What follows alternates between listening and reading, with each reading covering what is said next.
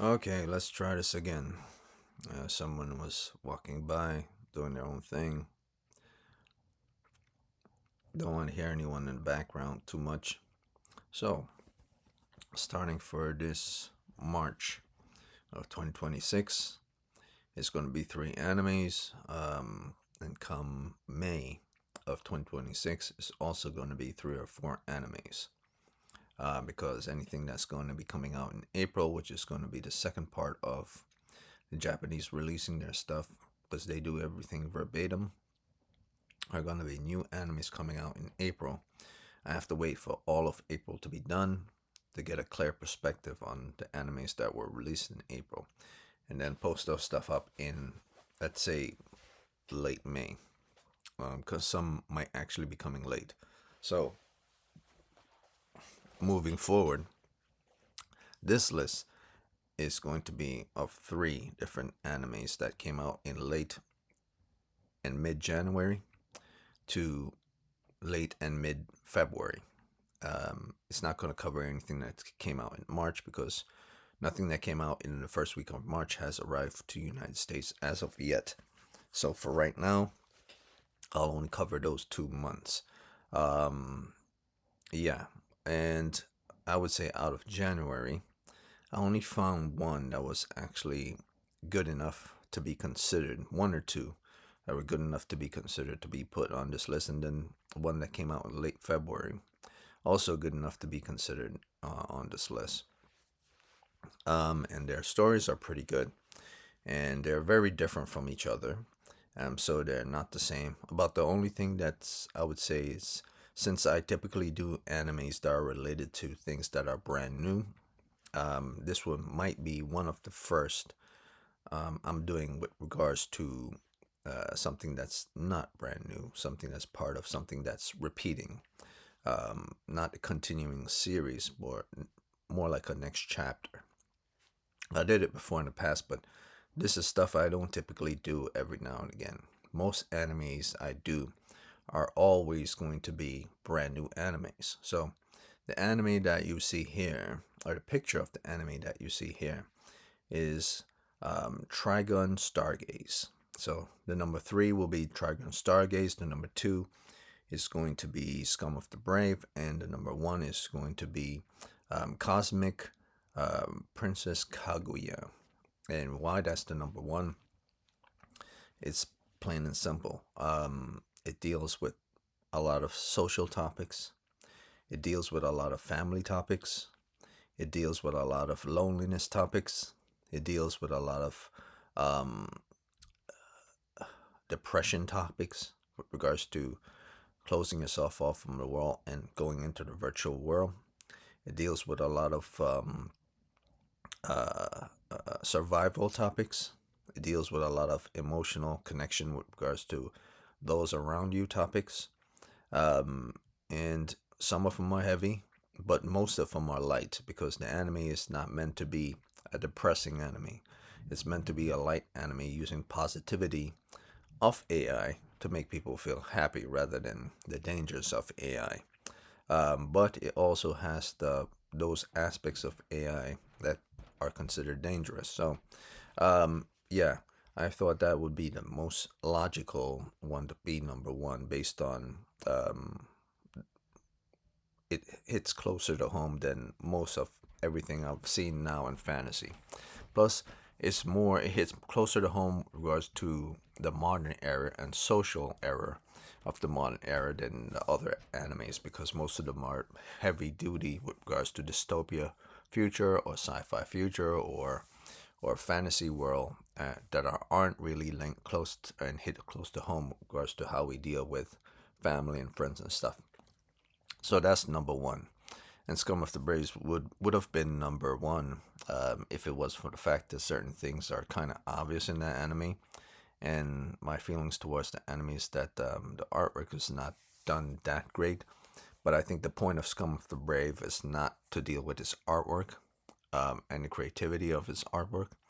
It's mostly to focus on how, if Scum of the Brave was made into a video game, how its attributes and how it does its skills with regards to being assassin and so on and using powers, how it's used within the anime is quite interesting. I didn't think it was going to be a good anime.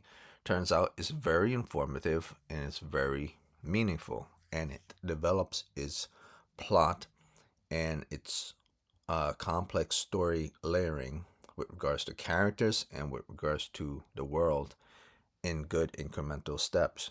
Not every single moment, but most of the time when you think about it, it comes out of left field. So I'm starting with Vash, the Stampede right now. Stargaze,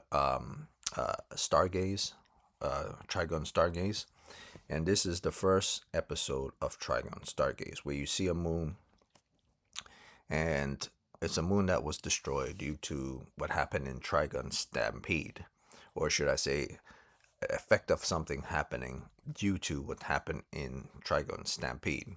Or maybe I missed something with Trigun Stampede. I'm not seeing the whole big picture, but the point is, because I don't remember everything from Trigun Stampede, especially certain things that happened in the last episode. But we're picking up from Trigun Stampede, like say 2 years later. And moving on from that, you then get a shot going downwards into the city. And the next scene going into the city is like a floating fortress or like a floating traveling ship that's floating over contours in various different canyons of the Badlands, the Trigun Badlands, and the people who live there. And I believe one of the energy plants was that gives a lot of basically an energy plant that gives energy to everyone within the community. Um, the ship destroyed, like, launch a cannon and destroyed the energy plant. Thus, everyone who lived in the community from that energy plant now have to walk and travel outside of that community from that energy plant. And of course, if you know anything about Trigun, this is not a world and a society where technology is advanced to the point of great with regards to the planet that you're on.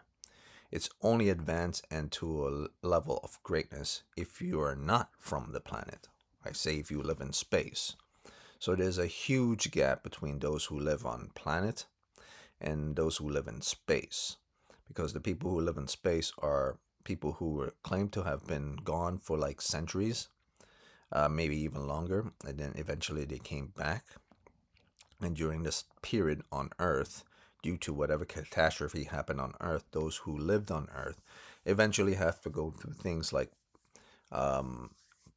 old school way of living in houses and homes, and it feels very much like a old Wild West all over again with lack of resources. And but people still understand from where the world came to an end or came to a stop, that energy was still something that was part of the world. The world didn't go backwards, it just stopped and moved forward very slowly. So people lived in house, and there were saloons and stuff, so it felt like a period where people still had shotguns and rifles and different type of weird different gadgetry, but there wasn't a lot of electricity. Electricity was mainly due to power that was located in one facility. That's the reason why this ship blow up this energy facility. And then you see the crew from Knives, and Knives being the antagonist of the entire Trigun series. Um, these are the crew of Knives, who wasn't originally called Knives. He basically gave himself that name, Knives Billion, Millions, or something like that. That's what he calls himself. I forgot what was his name, but I've never decided to dive too deep into Trigun Stampede.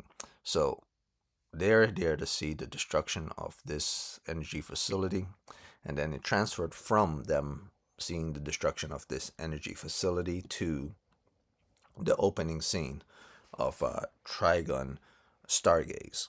Now, unlike Trigun Stampede, this one deals heavily with a lot of CGI, and just like the other one did, but there's a bit of flair with regards to words popping out, so that like if you see magazine covers of animes, you see words that the look directly like bold in fonts, at angles or pop up. That's how they look. They look like the animation introduction video looks like the cover of a Japanese manga magazine. I'm not sure if that was the reason why they went for that, but that's the tone that the anime intro for Trigun Stampede was going for. And then we go from that into a scene where two characters are seen driving down a road, and then they stop off at a bar, and then they go and sit and at the bar and talking about, and they started to talk while they were driving. Then they're starting still talking while they got out and when they got to the bar about the event of last July, um, a situation with regards to the destruction of a city, which involved Vash the Stampede, for which Vash then went missing trying to stop knives. And no, they've been trying to find him ever since, but they couldn't find him. They didn't know where to look, so they've been trying to find him ever since. But at the same time, they've been taking up jobs to occupy their time. And when they sat in the bar and were talking about it, a group of gangsters, or a group of so-called gangsters, came into the bar and decided to shoot up the bar, not knowing exactly who they were dealing with, because Millie and geez, I forgot her name already. Strife, something Strife. What the hell was her name? It's not Bram. Ah, I can't believe I forgot her name. Wait a minute. Wait a minute. Wait a minute. Hold on.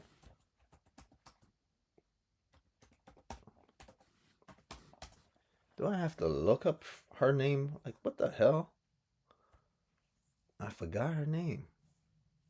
I forgot. Lily Thompson? No. Millie. Millie is the girl with the big gun. That I remember. I forgot her name completely. It just escaped my memory. I completely forgot her name. Wait, let me look it up. This is weird. Characters. Meryl. See, right before I actually looked it up, it came to my head. What's her full name? Meryl Strife. Yeah, it was something Strife. So Millie Thompson and Meryl Strife. I don't know why that escaped my mind, but you're trying to remember every character for every animes that's popular is something that's quite hard. But I remember her name was Millie, and the smaller girl name was Strife, but I couldn't remember her first name, so it was Meryl Strife. And let me see if I got that right. Yeah, now I'll look it up. It's Meryl Strife and Millie Thompson. So yeah, uh, I still remember it. Okay, so this is the new animation version of, I guess, a cleaner version of the old school one, which was kind of very sloppy, but at the same time, it was a hand drawn Vash the Stampede Trigun one from the 90s, I believe. And even from Trigun Stampede, you kind of see the same type of look that you see here, but it looks a little bit more crisper, or it feels about the same. What I don't like about this and why it's in the third slot is that because it's very AI centered around, and it's easy to manipulate and it's easy to create these 3D model characters, you could basically see the seams and line of how things look, with the circular form of their heads, the domes, and even things that you put on, such as her goggles on her head, and um, I would say the hairlines on Millie's hair. You could see it. That is just like it's filled in or placed there. That is placed there and it's attached to the person's head, but it doesn't look like it has foliations. Like specifically the goggles. The goggles look like it's going into her head, rather than being on top of her head. If it wasn't for the shades and shading around the head, you wouldn't be able to tell that it's part of her head and not. I would bring up this point even further with Jessica, a character who they decide to change her image and her sex to like an African American girl, which I didn't understand the reason why. But even more puzzling a reason would be why they decided to. When I look up the character of Jessica in the Trigun Stargaze, why they decide to have Jessica in both Trigun Stampede and Jessica in Trigun Stargaze have the old Jessica from 1990s Trigun rather than the updated version, which is kind of insulting because even though everyone loved the Jessica from back then past, it's not the Jessica that's being represented in the current times. It's an updated version of Jessica, so you have to do an updated version of Jessica. You can't keep using the same thing because people who aren't familiar with anime would assume that the new Jessica is the same as the old Jessica. So, from my anime website and even other anime websites that haven't updated the Jessica because maybe they prefer that Jessica or not, this is completely stupid. They're two different characters completely, even though they represent the same type of character. Moving on from that, we see Millie here. Meryl here look at a piece of paper with regards to events that happened from last July, and then she reminisces on what happened in last July, an explosion and how Vash stopped Knives, but at the sacrifice of destroying all of last July, and specifically an individual connected to a guy named Hopper, the Gauntlet, I believe that's his name, Hopper the Gauntlet, and her name was Eric's. It's hard to miss this character's name because you would think Eric's is the name of a guy, but it's the name of a girl. So, yeah. And moving on from that, we see Millie and Meryl go to an area and find this hidden facility which Knives was operating and using people that were genetically created and were plant-based type people, genetically created from Knives experimentation. And he says, well, the Earth deserves to be to people, a species of people who are willing to bring life onto the planet and make it fertile. And these people should be plant-based people who are willing to make the world beautiful because human beings are destructive and the opposite of making things greener and better. So he went out of his way. I'm not sure if it's completely him, but he was part of the whole different species to follow him in his way of making a better future because like all villains, they believe they're doing the right thing, purging what they believe is bad and making fruitful what they believe is good. But at the same time, everyone knows that these subjects of his, these plant-based people, weren't exactly the happiest of people. They felt more like they were subjugated to do things to his whim. And this happened a very, very long time ago. And in this cave like place, we get to see how one of these characters that we see here, and this plant characters, looked like it was suffering. And I'm not sure if it was suffering due to radiation or due to a catastrophic event, but you could damn sure believe it has that suffering had something to do with Knives. That a guy like him, as crazy as him, nothing that he makes doesn't come with a price of some type of suffering because he's only seeing things from his point of view, not from the point of view of anyone else, because he knows he has the power to do so and no one can stop him, except for Vash, of course. So moving on from there, we see Meryl touches one of these um, plant people, and then it's like she has a vision, or the plant people vision that she has was kind of a beacon, and this beacon um, was sent to space and for the people from space to come in contact with those who are on Earth. Um, and then all of a sudden, you see these various spaceships that were once considered long lost have now found their way back to Earth. And the people on Earth are rejoicing because they're they get to experience technology once again, technology from their ancestors or future ancestors who were said to have been lost in space, and now they've managed to return. And the energy and that they require for everyone to survive on Earth, they believe that these people from space are going to be able to make their lives much better, because they are also human as well.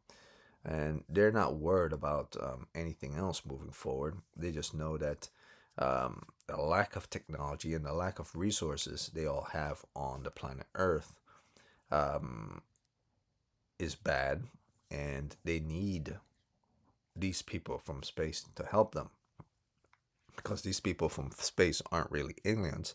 They're just the people that left the planet after some devastating thing that happened so many centuries ago, or whenever it happened, and then took a long time traveling space, decades in space, maybe even centuries, and then returned back to the Earth. But the Earth was never the same again. So that's one of the foundations of Trigun. So on their return, everyone started to rejoice on Earth. They were celebrating. They were picking up pints of alcohol and so on and so forth. And then the character known as Hopper, the Gauntlet, comes inside of the bar, stinking, because he doesn't. It looks like he doesn't take a bath or anything. He just is like a homeless guy. I guess after he gave up on fighting, or should I say, after he lost the person he loved at last July, he kind of gave up on life. And you see him like wheeling his legs in and using his arms to climb, and he asked for milk from the bartender. Everyone wanted him to get the hell out of there because he stinks.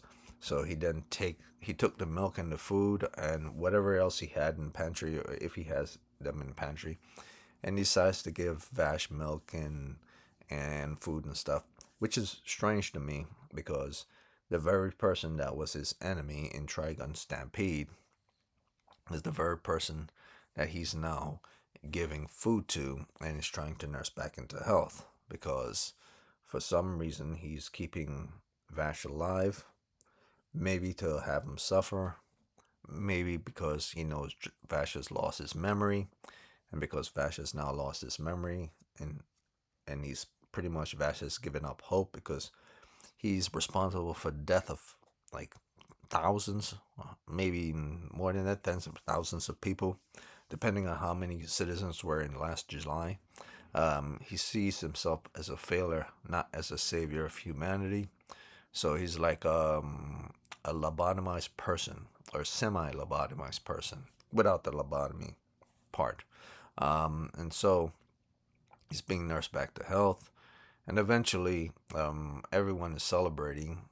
Fireworks is going up all in the background and everything, different color fireworks, and everyone's having fun because now they know that people are coming to the planet, because everyone has been transmitting and receiving information of people traveling from Earth, or should I say, those who are said to be coming back to Earth from another planet.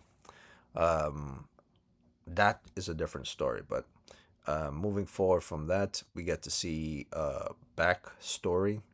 Well, not a backstory, more like a flashback with regards to the character known as Jessica, who's the small African American girl here, with the pigtails and the braided hair, and Brad, which is looks far different from the old Brad, who used to look like a guy who had some chops, but also had like a ducktail, and now they made him more like a non-ducktail guy. So he looks kind of like more rational for the time period that they're living in, rather than some guy that looks straight out of 80s rock band or something like that, or from Yu Yu Hakusho or something like that. So moving on from that, we get to see Brad and Jessica talk to, I believe her name is Ludia, or if I'm butchering that, or Ludia or Lydia. Not exactly sure. I believe it's Ludia. And they were talking about what they were trying to do in helping humanity and saving the planet of Earth, if it's even Earth. I never really dived into the fact of where exactly on the planet they are, even in the old Trigun. But that's not the point. The point is, Rem is dead. At least in Trigun, the old Trigun, he's dead, and or she's dead. And in Trigun Stampede, I believe it was also emphasized that she died as well. So the story of Rem is pretty much the same. How she died is a different story, or maybe I missed something with regards to Trigun Stampede. It doesn't matter. The fact is, they talk about Rem as if she's dead. So I'll put that to rest right there.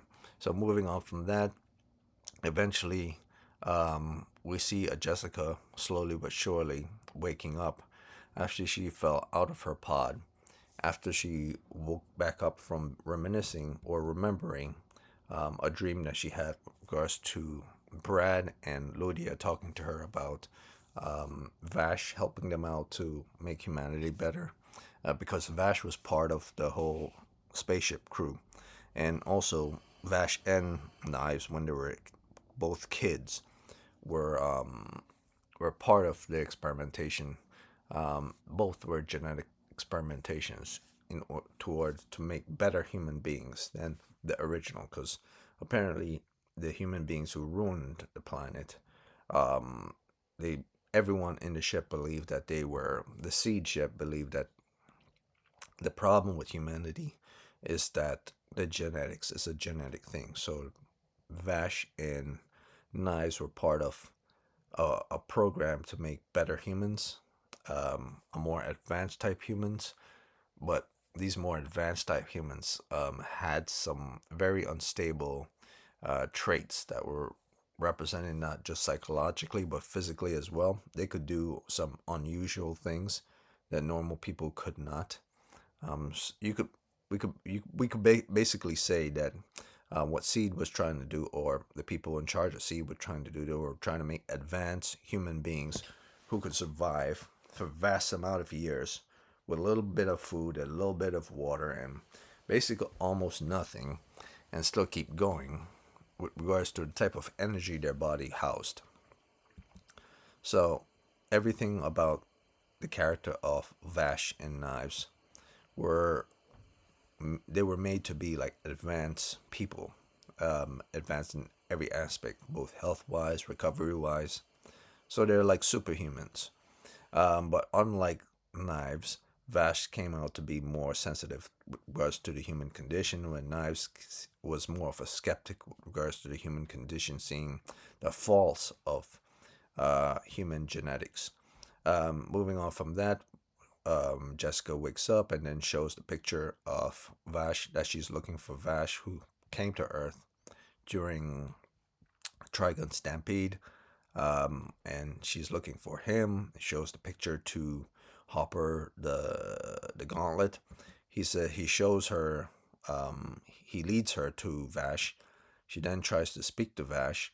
Vash is still in his numb state, kind of don't remember who he is, or refusing to acknowledge anyone around him. And she's feeling rather depressed because she needs help from Vash in order to stop kind of a mutiny that happened on the ship.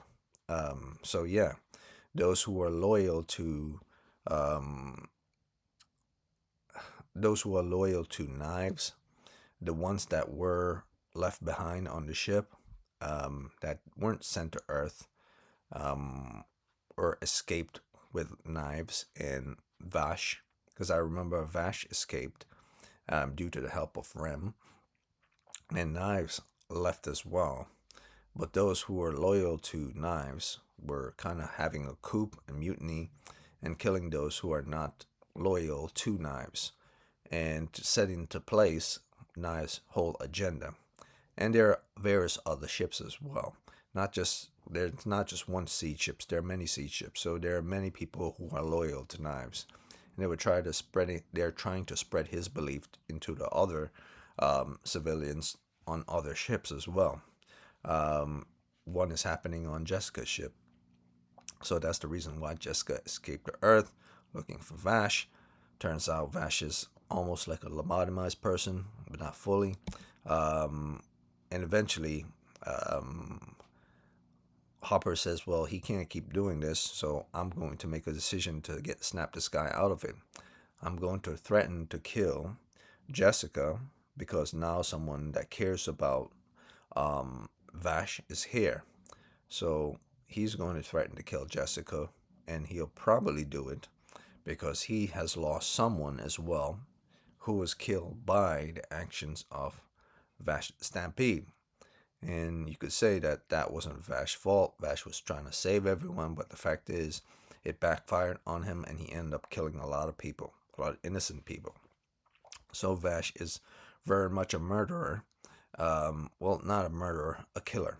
Um, in a passive sense, not enough. I'm going to kill everyone because I want to sense, but my actions have made it that everyone died. So I'm responsible for mass killings of many people. And anyone who says, well, he's a victim in this, it wasn't his fault, he was trying to stop. There's no there's no right or wrong towards killing someone. If you hit someone with a car by accident because you weren't paying attention, you weren't intending to hit them, but you did it nonetheless. So you have to pay the price because that person is not alive anymore because of you. There's no getting out of it because you've taken a life passively or willfully. That's how the law works. And it works in fiction the same way as it works in reality. So this guy wants to kill Jessica as a retaliation towards what he did, actions he did in order to take the life of, to take the life of the person he cares about. Yeah, so he then decided to get into a fight with Vash. And during this fight with Vash, you see a backstory or a flashback of him brushing the hair of the person who eventually cares about. I'm not sure if you could say that this is the person he loved, but this person couldn't see him. She was a blind woman, and she was taken advantage of when because she's blind, and so she was scared of other people. But eventually, he took care of her because he didn't really have anyone, and so because she couldn't see him, she couldn't see how he looked. She dealt with his nature and maybe even his smell as well, because she wasn't like living the life fantastique anyway.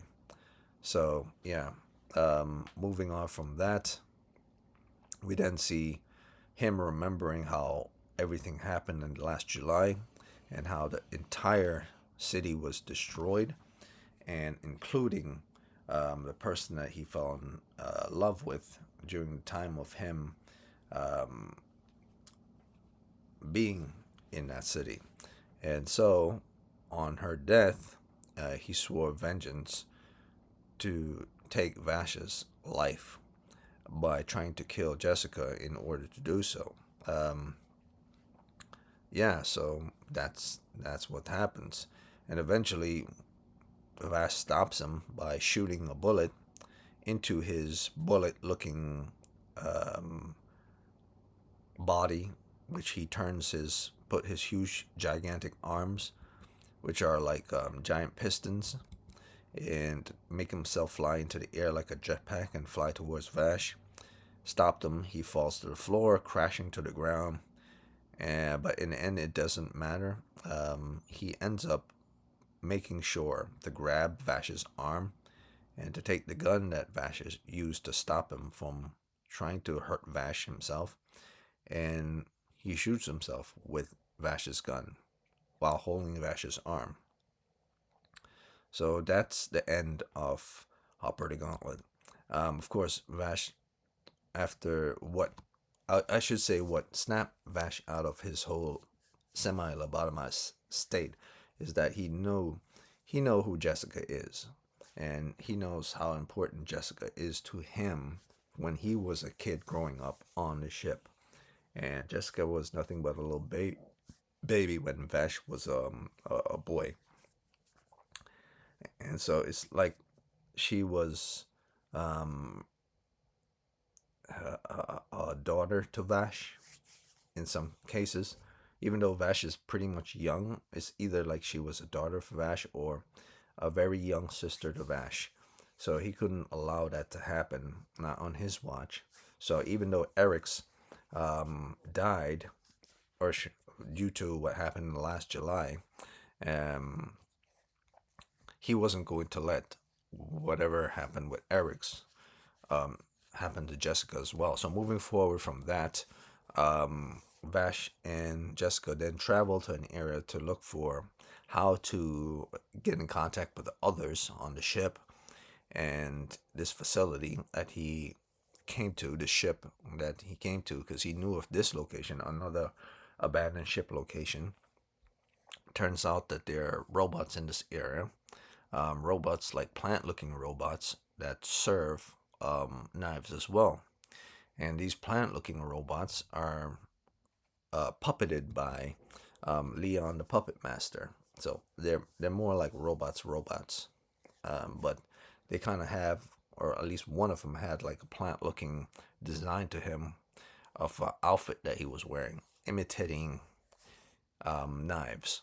Because it wasn't knives, it was just one robot imitating knives at the whim of Leon, the puppet master. So all the robots that attacked Vash, Vash took them all out eventually, and eventually Leon, um, after managing to escape, as well as with Jessica to come onto the planet, he lured Vash into a trap in order to kill him and use his robots in order to move around, because he's whatever talent Vash, or should I say, whatever talent Nice gave to Leon, he was able to use puppet mastering pretty well. So that said, the only way that Vash could have defeated Leon the puppet master, since that everything in the room was wired to his control, was to ensure they use gravity.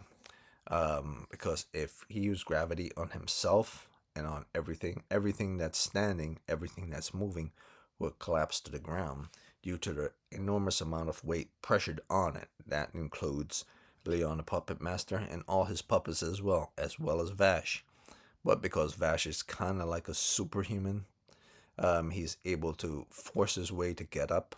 Um, and even though the puppets were all forced to the ground, is somewhat stronger than the puppets, managed to force his way up and lift the gun and stop Leon the Puppet Master from doing any killing, without killing Leon the Puppet Master. But I believe how the story of Leon end, or should I say Leon the Puppet Master end, or they found the Puppet Master end, um, is due to the interruption of, which was, oh yeah,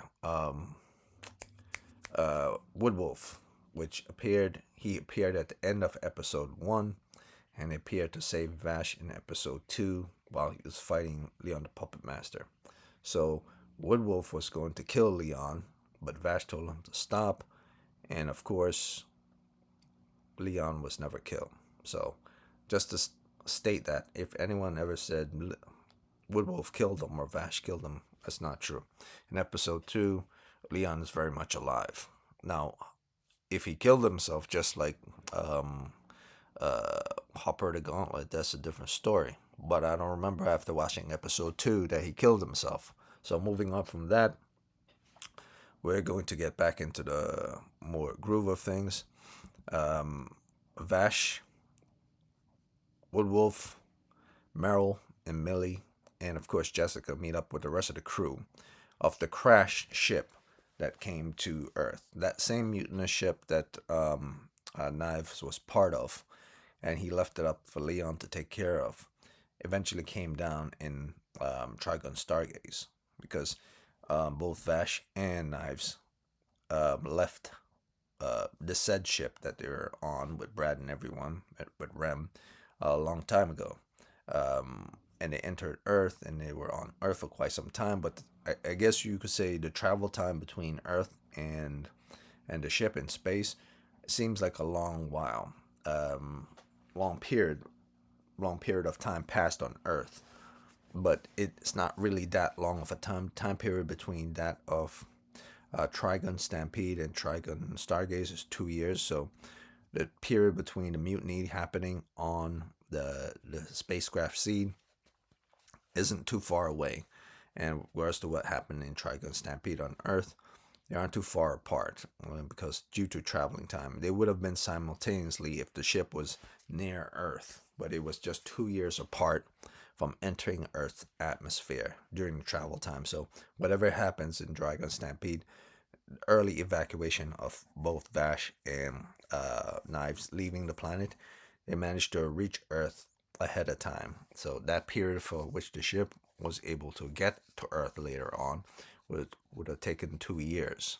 So if Vash and Knives were still on the ship, it would have been a full 2 years, and they would have never experienced anything in Trigun Stampede on Earth. I keep saying on Earth, but I never looked it up to see whether this is a futurist dystopia future of Earth and everything, because it never really mattered to me. So move on from that. We then see coming towards the end of episode 3, I believe. The fight with Leon the Puppet Master happens towards the end of episode 3. We then see an image of Knives. And why is this Knives?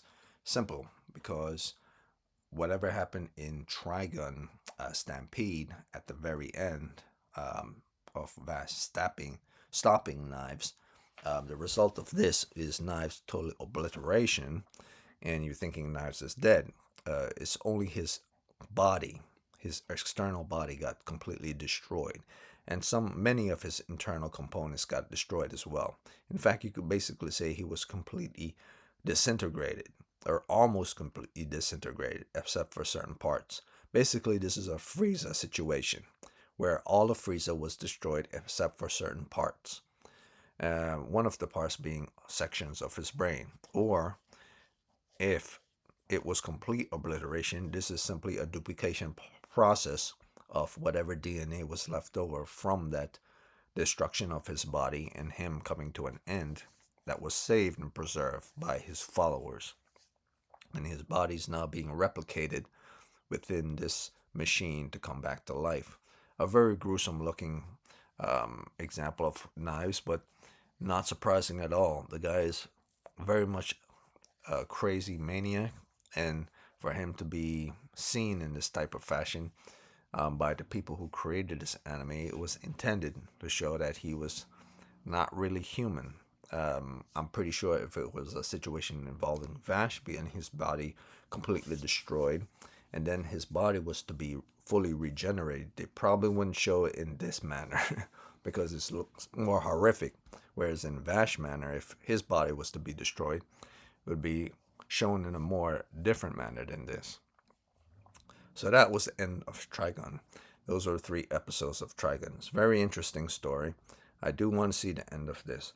But moving on, we're now coming towards Scum of the Brave, which is the second episode, or should I say the second within the anime list for March of 2026 from both January and February anime.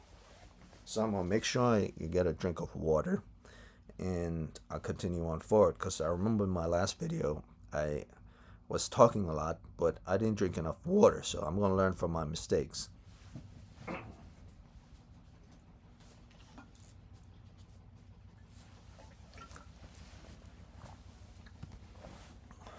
And it's a very important thing. If you talk for like a full hour, or even for like a full 30 minutes non-stop, you should drink some water. You should stop. You should pause.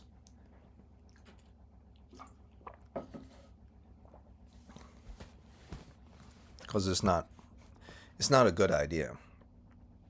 I mean, if you have good saliva, like I do, you can.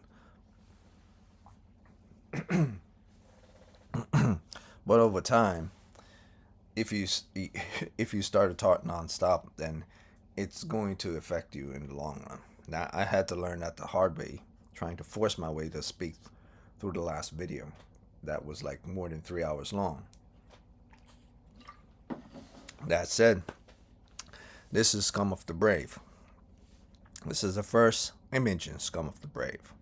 And Scum of the Brave is about people who have powers, and they have powers set to, how should I describe this anime? In this world, and this is a city world, and this is a futuristic city world. In this world, there are magic. Magic exists in this world, but not in the way you think. No one is reciting incantations. No one is there. You don't see witches and warlocks summoning things from the ground. None of that stuff. How magic works in this world is bioorganic and implementation wise and enhancement wise. Think of magic in this world is something that you would see in a game like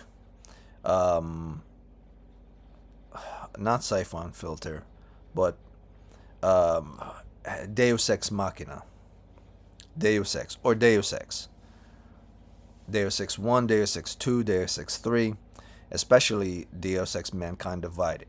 Think of it like that, but not technology, magic.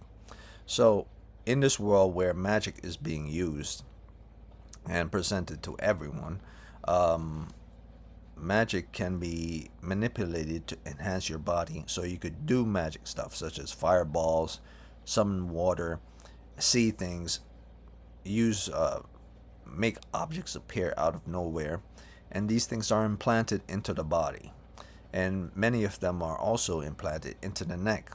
And you could tell the difference between those who have body augmentation due to magic, or those who have either pills or injections to get a boost from magic so they could use magic. So magic has been relegated to kind of like a drug or a pill or something of that nature.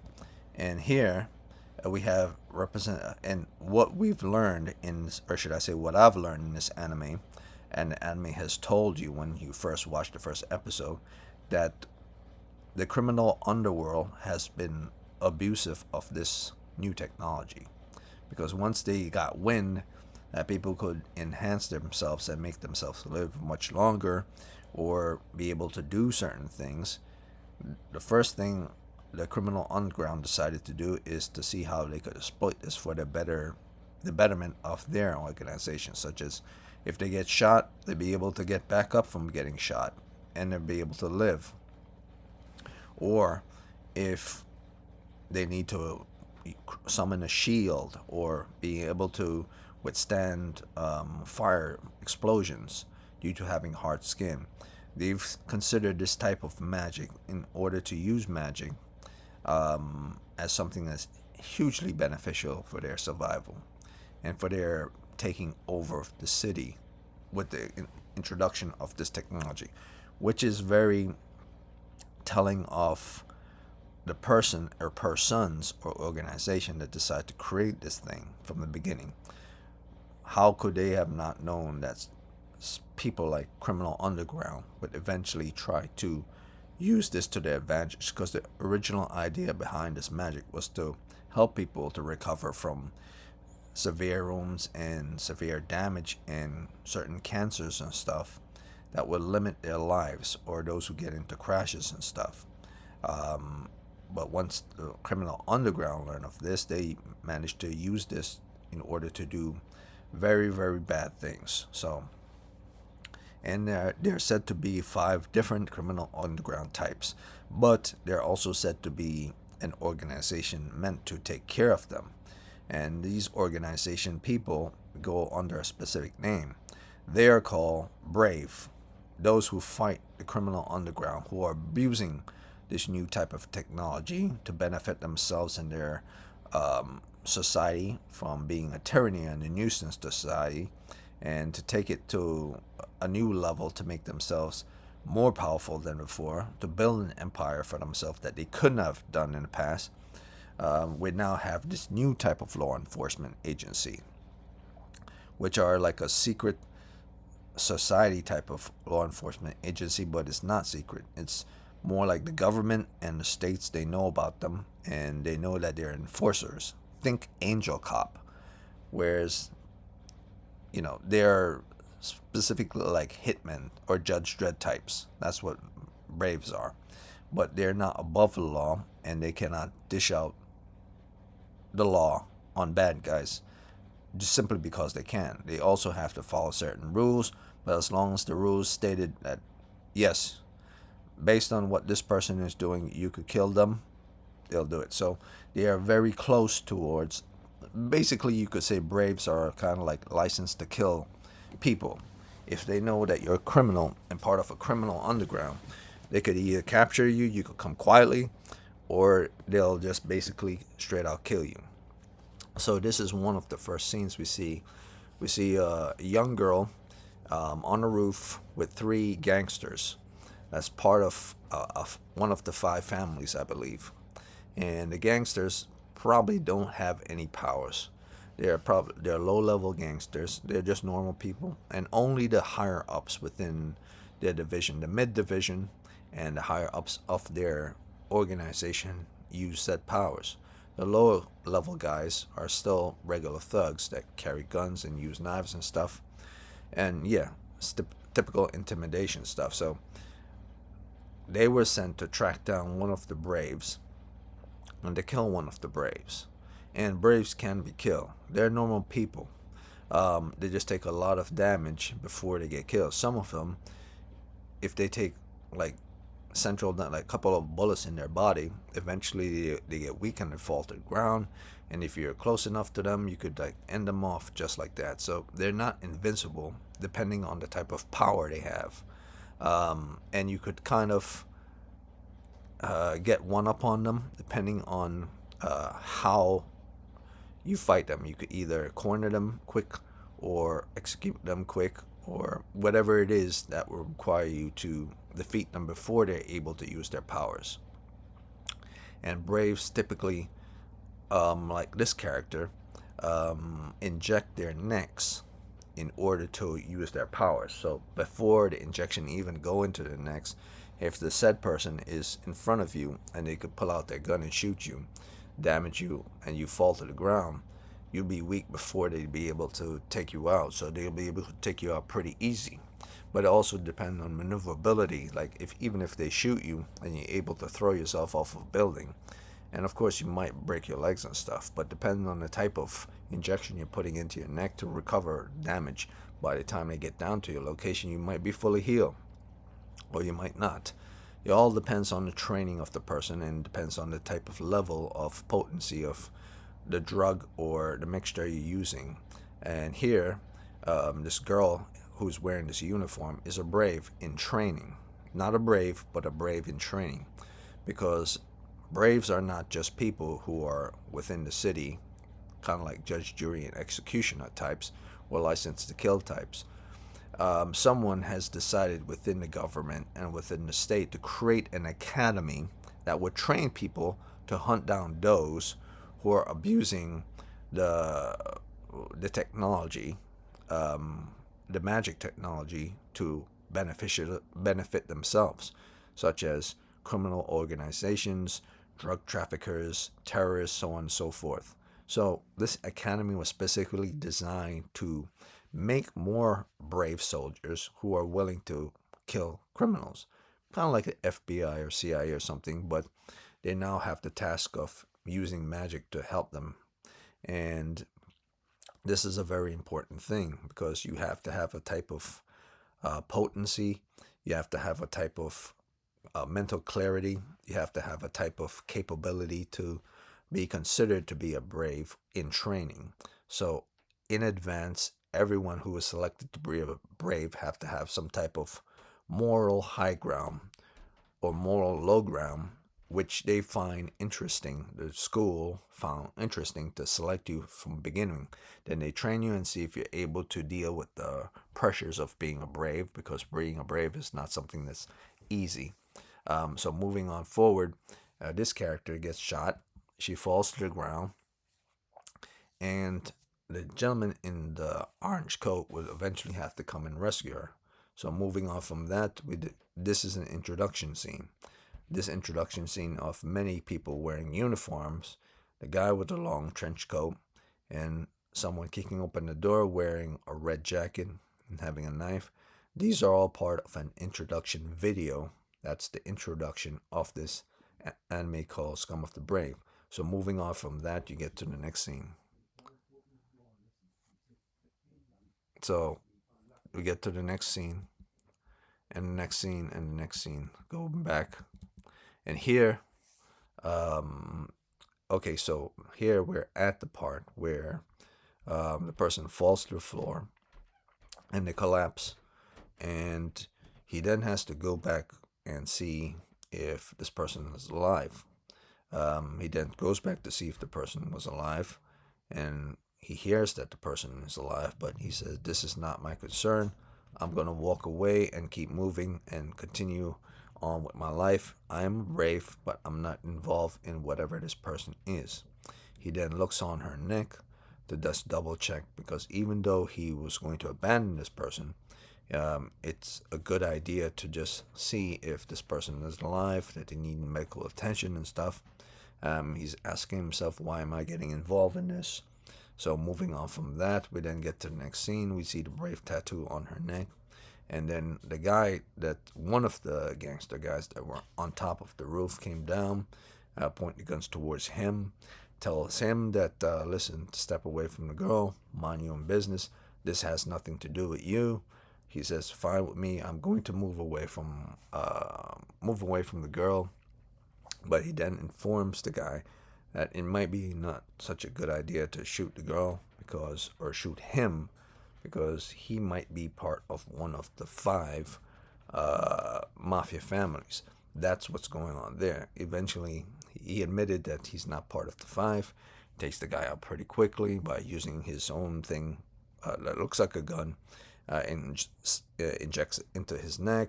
He's able to use his perception powers, and his powers is the ability to see bullets as they're coming and make quick decisions as fast as possible before it gets to them. He's not slowing down time. He's the magic ability allows him to, I guess, how would I say, to speed up his perception of everything in his existence, in his life, in his eyes, in his body, in his receptacles, at a ridiculously fast rate. So faster than that of a bullet. So faster than a person switching on a light, faster than the speed of light. That's what this ability of his does. So fast that he's able to perceive how things should happen. It's like Quicksilver or something. He's so quick that he could see bullets traveling so fast before it even got to him. So that's the power of this type of magic. Moving on from that, we then see the bullet fire. He then explains to the audience his power. He then explains to the audience how the use of his power happens.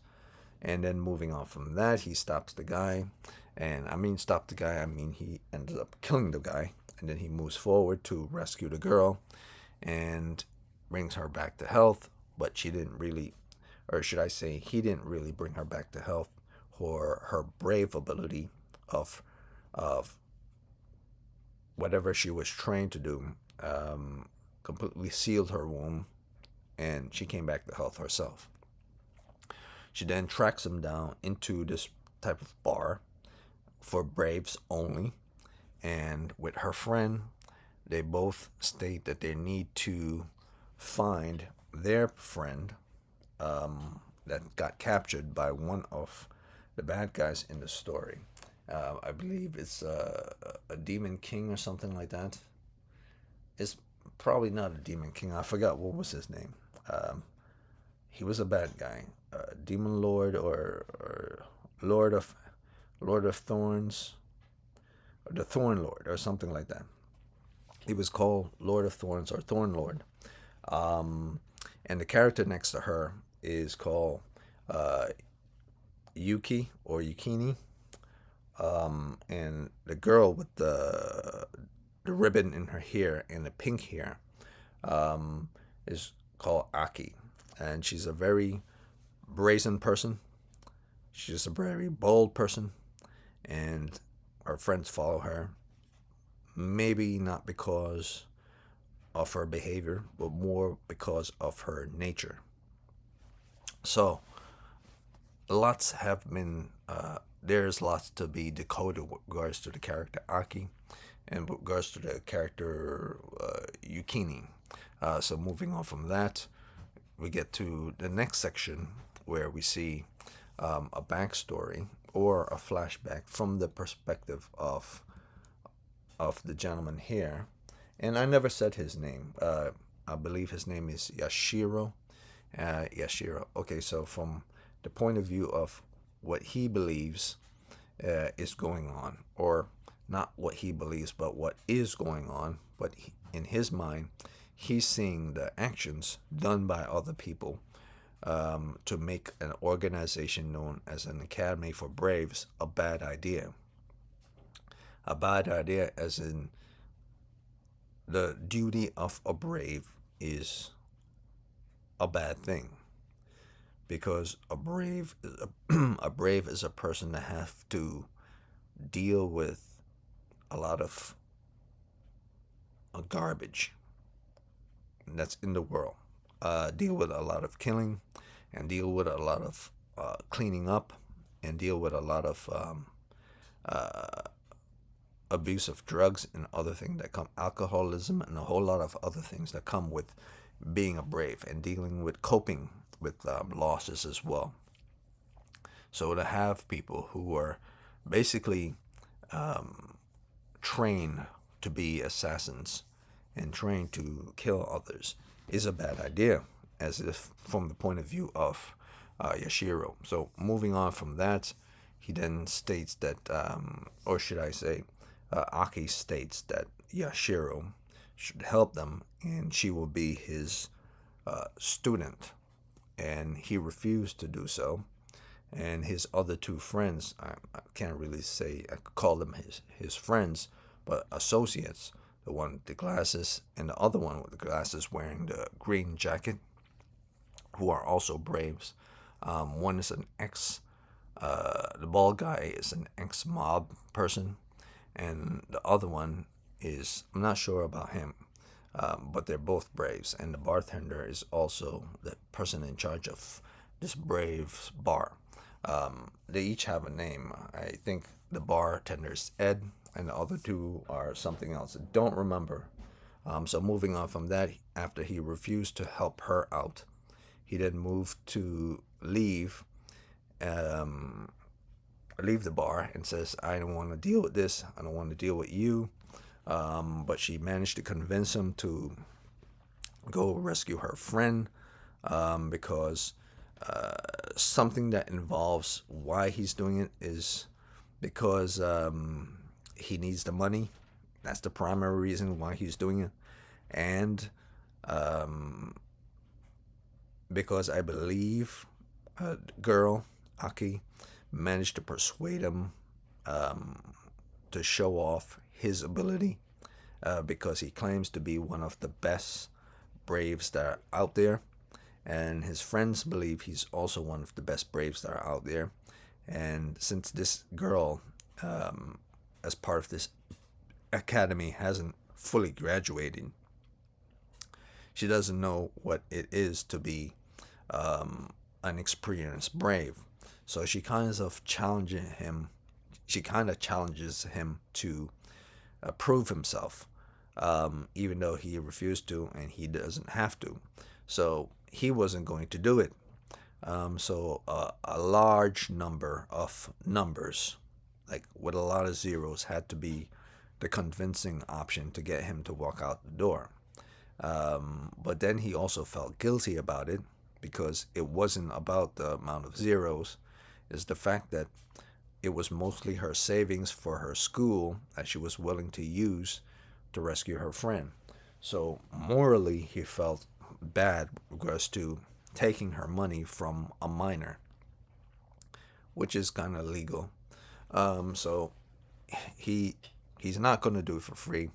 He doesn't really like Aki or Aki's friend, but he's going to rescue her friend regardless, simply out of some type of pride that he has to prove himself. So then, before fighting the Lord of Thorns, he decided to tell Aki, he's like, listen, if this guy is giving you this much of a difficult time, and he's one of the five the mafia lords who happen to gain magic powers. Maybe not one of the top five mafia lords, but one of the five. He's the lower tier one. It's maybe a good idea for you to stay back because you're new to actually doing this, even though you were trained to do this. But if you make a wrong move in assisting me using your powers, you might actually be a hindrance to me, and I might actually lose in relations to your support rather than to help, as shown in this image of him passing out on the ground by her using her powers on him. Because she's an enhancer, or she has enhanced powers, as she told him. She could help to enhance someone's powers.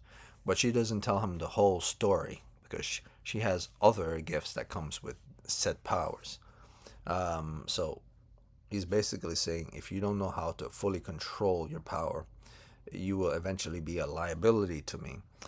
There's also another factor that's very important to him as well. If the amount of time or the duration period that he keeps using his own power, his fire power, or however you want to call it, slow down power, the longer he uses it, or the more time he uses it, how many injections he keep injecting into his neck so that it could keep using it. The more he uses it and the longer he stays using it, the crazier he gets, or closer to being crazy he gets, and more unstable it is for him to discern good from bad people. So if he's in a room where there's a lot of people shooting up, he won't care exactly who was on his side and who's not on his side if he loses it and can't distinguish good from bad. And so he'll eventually kill everyone. So the bad part of being a brave, as he stated, why it's called Scum of the Brave, and he believes all braves are scum, is that many of them are indulgent on the power of magic, of these injections in the neck or pills or enhancements, and that they're scumbags because they're simply there to make sure society is not broken out into mass chaos of people abusing the said powers, and criminals not abusing said powers to their own advantage. But at the same time, it gives them, because they're an enforcement in regards to those who are abusing this, it gives those people a free rein to murder anyone they can who is said to be doing something wrong, even though they don't have to, because they're abusing this power like it's a drug. They end up losing control, and they end up killing it, and they get away with this stuff. So I think that's the reason, one of the main reasons why it's called Scum of the Brave. And he says the only way to get back from being under the influence of the drug of this magic, for a long duration of period, so you could remember yourself and you don't lose yourself, is to think happy thoughts. Not as in thinking happy thoughts as in something that makes you happy, but more as happy thoughts as in happy moments. Things that happened to you in the past that bring you great amount of joy, and things you cannot wait to either do, to get back to, or to indulge in, that is not of a toxic nature. So he thought about playing cards with his friend at the bar and eating pizza. So pizza was his motivational factor, and playing cards was his motivational factor to stay under control. Because if you could focus on the positive while you're under control of this drug that you inject into your neck, you're able to keep your head cool and be stable. Even if you're abusing the drug, or even if the drug is infecting your mind and you cannot discern between those of good and bad, as long as you keep focusing slowly but surely on good thoughts all the time and things that you want to get back to, you never can cross over the line and be able to not tell the difference between that of those who are good and those who are bad.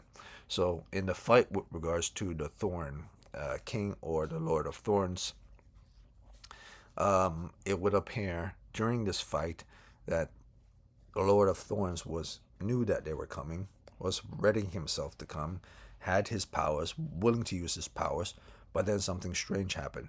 It seems that someone did augmented implantation on him without his consent, and his arm didn't want to work according to how he wills it, because he was about to control the fight using this new augmentation which he did on himself, and it would appear that he is completely wrong.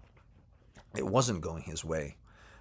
So it was either a trial and error type mishap on his part, or it was intended for him to go out of control by those who decide to implant it in him willfully. So this can be many things. This could be part of the long game plot. This could be someone who's a brave that did this to him, or someone who's also another syndicate, another lord, or someone that's part of the government meant to test said academy person. So there are many things that come into your mind once you see the Dark Lord or the Lord of Thorns out of control with his powers and not knowing what's going on with his powers. That he had an implantation, but he can't fully control it. Why would he select something that he cannot control and put into his body? It was something that was done quickly, something that was told to him that was probably a lie, and we are not seeing this lie as of yet, because he's simply part of the bigger narrative that is Scum of the Brave story. And this is the part in the story that started to fascinate me.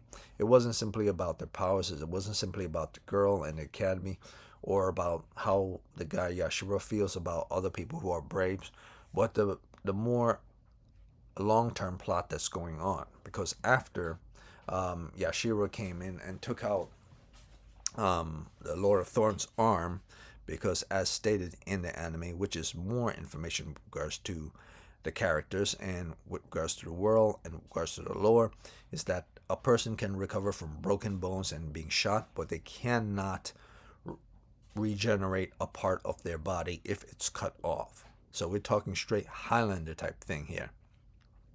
In other words, magic cannot make you grow back an arm. Magic cannot make you grow back a leg. You get your head cut off, you're dead.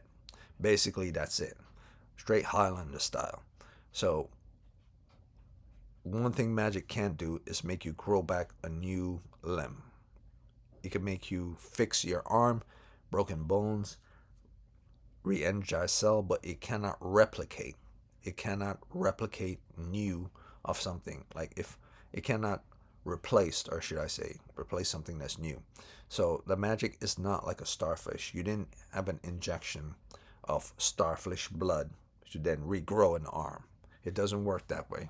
So he got taken out, and eventually by her, of all people, Aki. And then we get to learn why that is. Because Aki's secondary power is she can read people's minds. She didn't tell Yashiro this when she first met him. And when he was in the bar saying he don't have to take care of her, he doesn't want to be her sensei. And then he was reflecting on what Braves are, and he believed Braves are scum, and maybe he could get some money out of her or her rich family and stuff. She was hearing all this. Everything he was saying in his head before he made the decision to help her. even when they were in a battle, when he was saying, "Why am I risking my life for these assholes students?" She was hearing all this, and she knew the point of when Yashiro wouldn't be able to defeat the enemy. Based on what he was saying, what would be the preferable time to jump in, cut off his arm, and then eventually defeat him. So she waited for an opportunity based on the strategy that he made in order to execute the enemy. So he didn't win the battle against the Lord of Thorns. She won the battle against the Lord of Thorns using him as uh, uh, a bait, so as to speak, or as a scapegoat, or as a bobby pin, or I don't know how else to say it. More like uh, if not a bait, and if not a bobby pin to hold something in place, or if not a scapegoat, more like a decoy, if anything else, so that she know exactly when to attack him and when to defeat him. So upon that defeat, Yashiro then went back to the bar after learning that she could read minds, get pissed off at the girl, and eventually he now speaks to this friend that Aki managed to rescue, and though Yukini couldn't rescue her either because the Lord of Thorns defeated her because she thought she was hot shit and she didn't need Yoshiro's help. Eventually, she gets beat up by Lord of Thorns, and Aki got kind of didn't even get defeated because she was staying in the background in the rear, not doing anything, waiting for Yoshiro to defeat Lord of Thorns. So yeah, the friend that they rescue, her name is Sarah, spelled in Japanese Saera, but it's actually Sarah, as in Sarah in English, Sara, and she is English Japanese, and her name is Pendragon. What a name to use! So they're going to King Arthur route with regards to magic and regards to this world. So she's of the Pendragon descendant. So apparently her father is Pendragon descendant, and apparently this world, Scum of the Brave, is associated with said future. Let's say if the world of Merlin and Arthur was to be real, down the line, magic still continued long after the medieval ages into the modern era and past the modern era. So this, you could basically say, this future of Scum of the Brave is the future of what the world would be like if magic still exists from the time of Merlin and legends. So yeah, so her father is a descendant of the Pendragon. Not 100% sure about that, but she's carrying the name, and her name is Sarah Pendragon. And she gives Yashiro the cell phone, and the person on the other line is her father, and he tells her basically that you're taking money from a minor, Aki. That might be something that's criminally prosecuted against you, and but he's thankful that he rescued the daughter with regards to this, and he's dependent on helping them, all three of them, both Sarah, Aki, and Yukini, on how to be stronger braves. And he says he doesn't want to do it, and he's telling the president of the company that's in charge of this academy, which is her father. I don't know what his name is. Let me look that up real quick.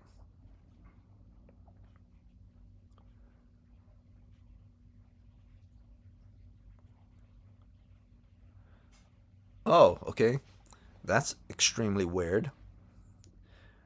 I'm not exactly sure what the hell is going on here, but maybe it's not as complicated as I think it is. So his name is Arthur Pendragon. The only Arthur Pendragon I know is the Arthur Pendragon from way, way, way back in Legends. So if this is the same Arthur Pendragon, that means this Arthur Pendragon is immortal and has managed to live for centuries like a Highlander.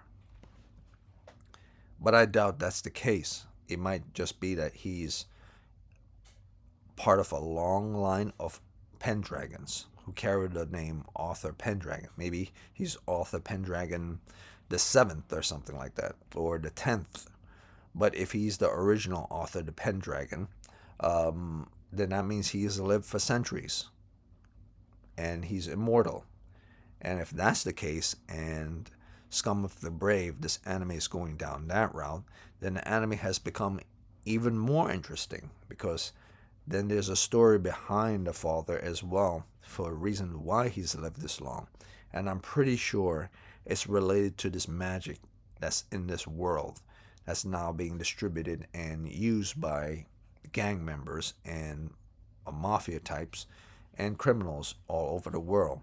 Why this is the case, I do not know. But if the story of Author Pendragon is present here, then definitely the story related to Author Pendragon's nemesis might also play a huge part. Maybe not specifically his nemesis, but maybe those who are associated with his nemesis might be represented here. I believe that might be a little cheesier route to go down.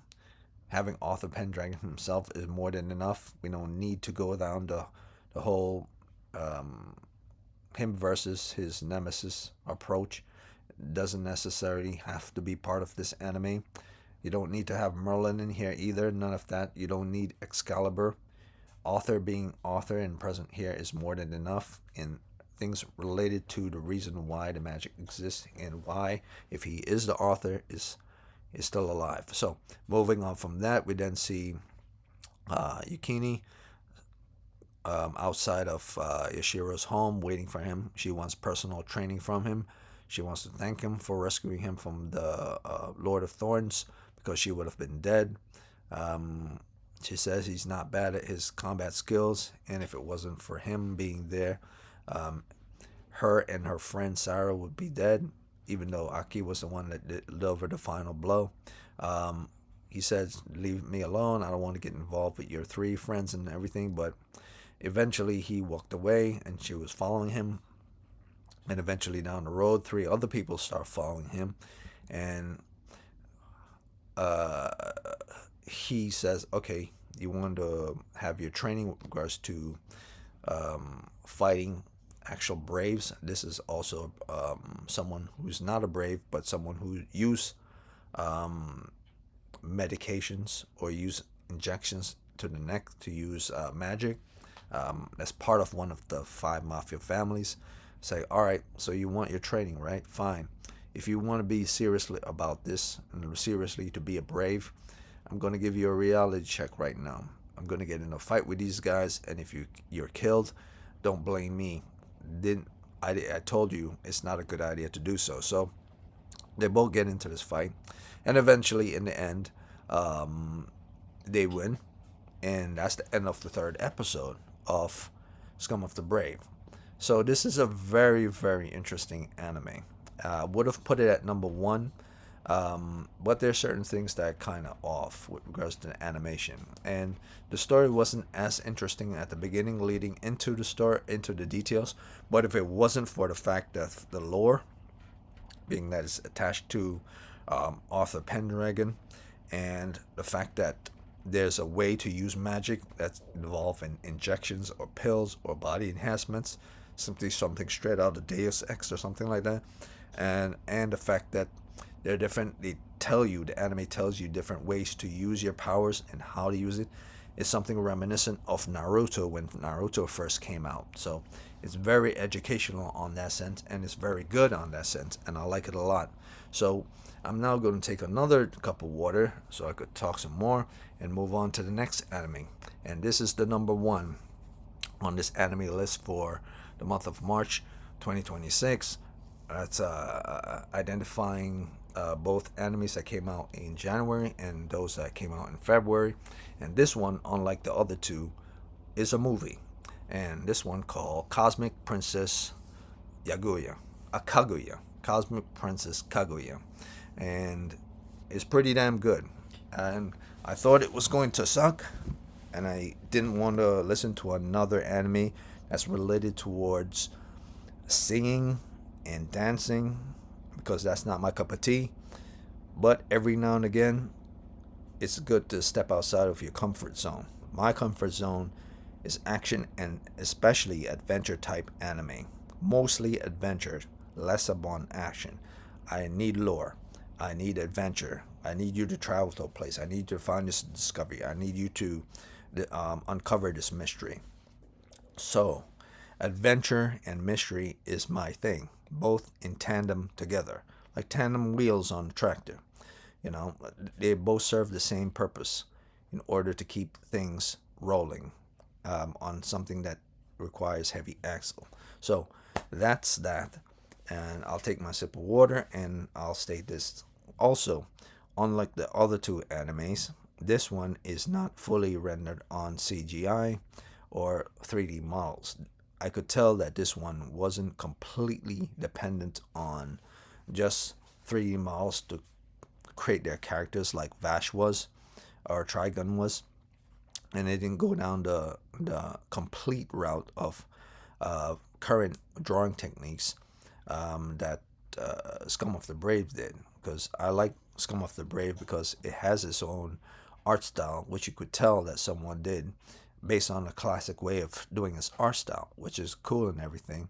But I believe, or I shouldn't say I believe, I know, Cosmic Princess Kaguya is a combination of both, where someone is both using freehand method using a software, either on a template or a pad or some other drawing software that they're actually drawing, and it's not a computer generated image of them drawing.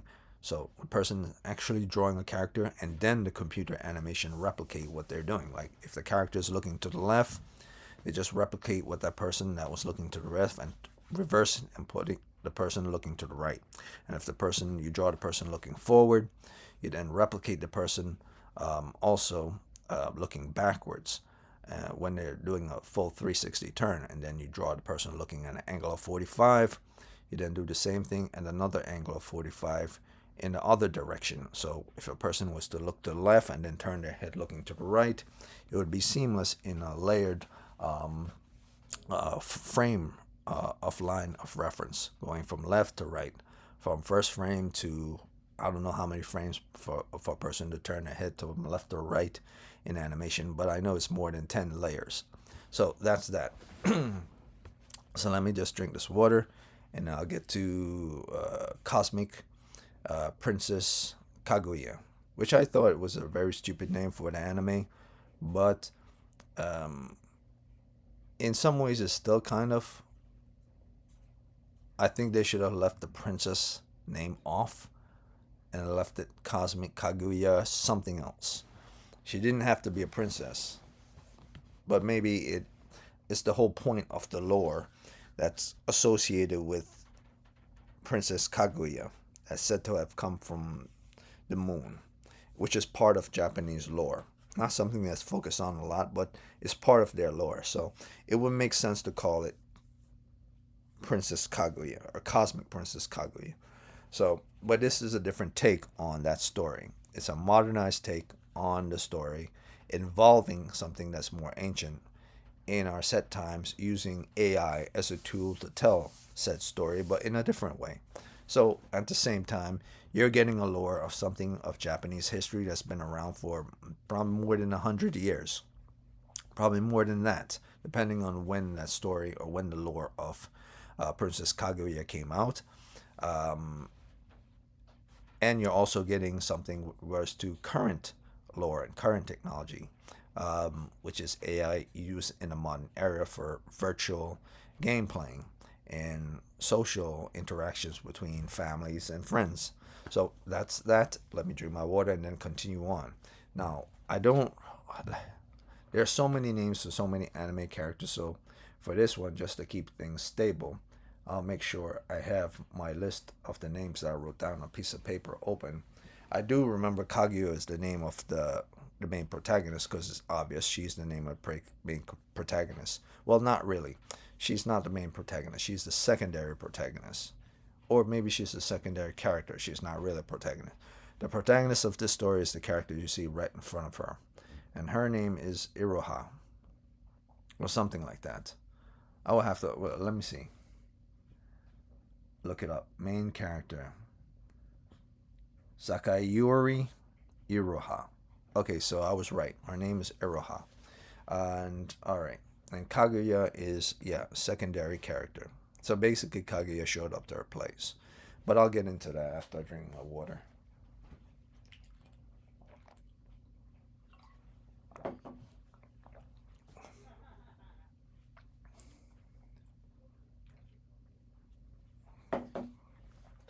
All right. So now that it's all done, that's all done. I could. I'm going to try to see if I can speed up this one as fast as I can. This character name is Iroha. She's a gamer. She goes online and she plays virtual games where she could interact using virtual game handpads right here, not controllers.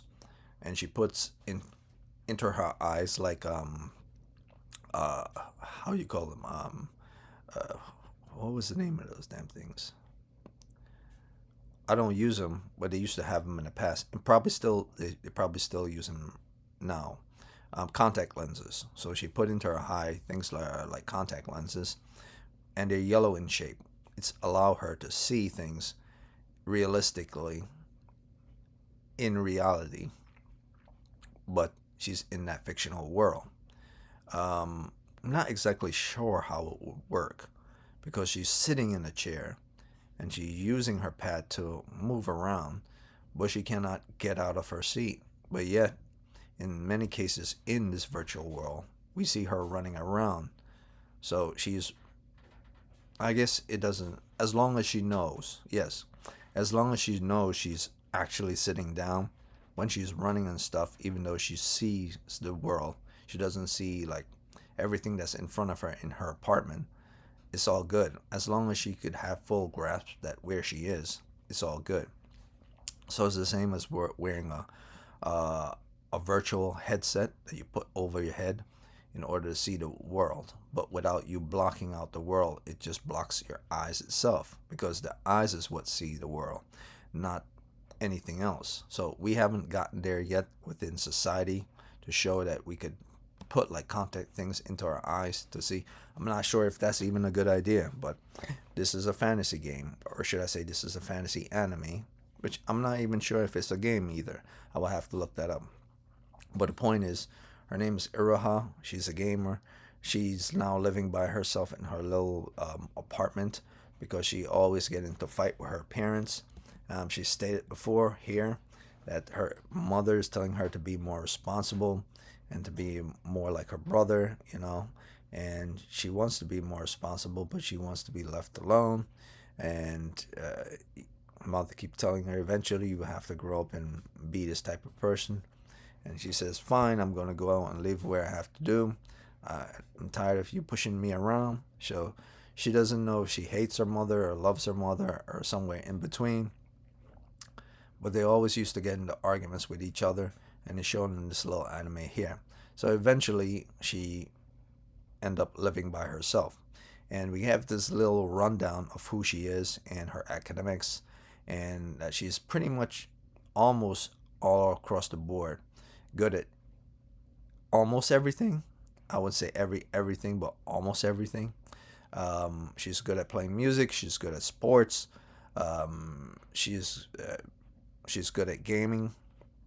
She's almost good at everything. So she has good genes. She has good physical genes. She has good mental genes. She has good, I guess you could say, discerning from what is right and wrong, moralistic genes. So yeah, if you could say more moralistic genes is a good thing, but that's due to upbringing. So she has a good upbringing, so she could discern what is right and wrong. Yeah. So that said, moving on from that, she then gets a job because she cannot live and pay her rent by herself. So she gets a job with her friend who allows her to work here in this place. I'm assuming this friend is probably associated with the man associated with a friend is probably her father and stuff. So she gets a job there, and her friend tells her, "Don't worry if you break something. I'll cover for it, and my dad, and blah blah blah." And moving on from that, she gets money for every work she does at this restaurant, and to help her pay for her apartment. Apartment is not too expensive, but at the same time, she is able to cover her expenses by herself. And she had to work hard for it. She has to save for it. And I believe not, I'm not sure if every day she goes to work, but most days she goes to work. And the time she does have to herself, she enjoys listening to her pop idol. And her pop idol, I believe, is not, you would think would be the one called Kaguya, but she's not. The pop idol is the one called Ashio, or is it Yashio?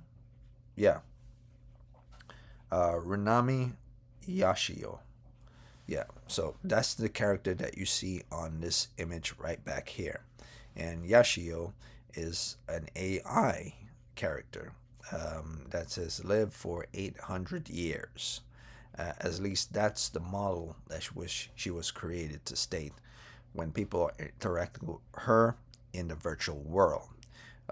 She hosts contests, she hosts experiences, she hosts games, and all those games are virtual as well.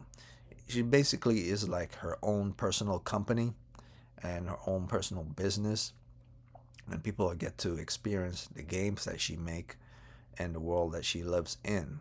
I'm not exactly sure if she's the one that make them or she's rich enough that she's able to influence a set game company in order to have her be a participant or representative of said game company, that she can tell them, okay, today is musical contest day, everyone wants to participate, or today is a raid the castle day, or something like that. But she's a pop musical icon in the virtual world, and every now and again she does fundraisers, and every now and other situations she does stuff as gaming and other things as well. So moving on from that, because this is someone that Hiroho really likes, she then say, well, since I'll never actually meet Yashio in real life because she's not real, I at least get to escape into this world whenever I'm feeling down or I have the time. So I'm able to work around my work schedule when I have time to actually see this person. So eventually one day, as she was about to walk to work or go to meet her friends or whatever she was doing on this day, she then sees like a comet, a cosmic comet, and said comet is eventually hits power lines as she was walking, startling a lot of people and her as well. And in the midst of this, she saw a wall that was glowing bright, and she just happened to be the closest person to it than everyone else. So when it stopped at this specific totem pole, or wall pole or utility pole, and it started to glow. And since the utility pole, I'm assuming, is made out of bamboo, because the story of Kaguya, Princess Kaguya, come from the stars, and was found within a bamboo tree. Now, electrical pole is not technically a bamboo tree, but if that pole is made out of bamboo, I guess it is. So she finds the baby inside of the bamboo pole, totem pole, and she takes the baby out of the totem pole or electrical pole, and she was planning on actually leaving the baby there, for reasons why, because, well, she has so much on her plate right now. She has job, she has apartment, she has school, she has family issues that she has to solve. So she has a whole lot of other things that's going on in her life right now, and she doesn't have enough money to support herself and someone else at the time. But she also knows that it is a bad idea to leave a baby inside of a pole or inside of a utility pole, which is completely bizarre to her, on a street at night where there are things such as cats running by and birds flying by and drunk men coming home from work, yeah, so it's unsafe for this child to be in the presence of such individuals and nature itself, or the animals of nature. So she takes the baby, takes it back into her place, and she says, "Why am I doing this? But I just can't leave the kid to suffer like that." Eventually, she goes to buy groceries. You see that groceries are expensive for raising a child by herself. She's saying to herself, something or someone, she doesn't know who is responsible for doing this. Why is this happening to her? She didn't ask for any of this, for this child to be abandoned by whoever, and for her to take up this situation of her now having to be a parent to someone else, child, but it's not her child. Eventually, as she was falling asleep, the child turns into a little girl, and she basically almost overnight grew. Well, I wouldn't say overnight, a couple of days. I would say within a set of 2 days, the child grew into this young little girl with long hair, um, which is bizarre because she ended up growing from like an infant into a baby with a lot of hair, into a young girl with a lot of hair, within just a few minutes or a few days of minutes. I don't know what I'm saying. I'm saying she grew very fast. So uh, Iroha started to freak out. And she said, "How is it natural that this, none of this is natural? Where are you from?" She says, "I'm from the moon." Yes, she says, "That makes complete sense. Otherwise, how would someone be able to grow that fast?" And then she decides to call the police and tell them that how there's this girl that just grew overnight in her place. As she found her inside of this pole and stuff, and then she realized what she's saying to a cop. So she decides to quickly hang up.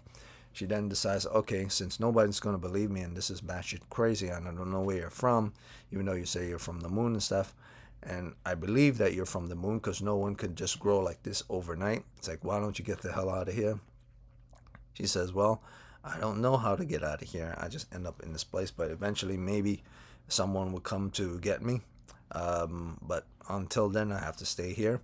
And then she says, all right, fine, you can stay here. So eventually she starts making food for herself and making food for this strange girl that just came to this planet. She doesn't know how, she doesn't know why, she's just dealing with this. The girl eventually looks onto her pad and see that how she's into this idol. And then she said, oh, this idol looks fun. Is this what you humans beings do? Blah, blah, blah. It's like, yeah, I'm into this, but I gotta go to school. I gotta take care of my schoolwork and stuff. I have to go to school. I then have to go to work. Eventually, she stalks her. Kaguya stalks her and meets her with her friends at a little mini restaurant or cafe or something like that. And Kaguya is saying to herself, why the hell did she run out of my apartment? And she's talking a lot of nonsense, saying she's from the moon. She doesn't have a name.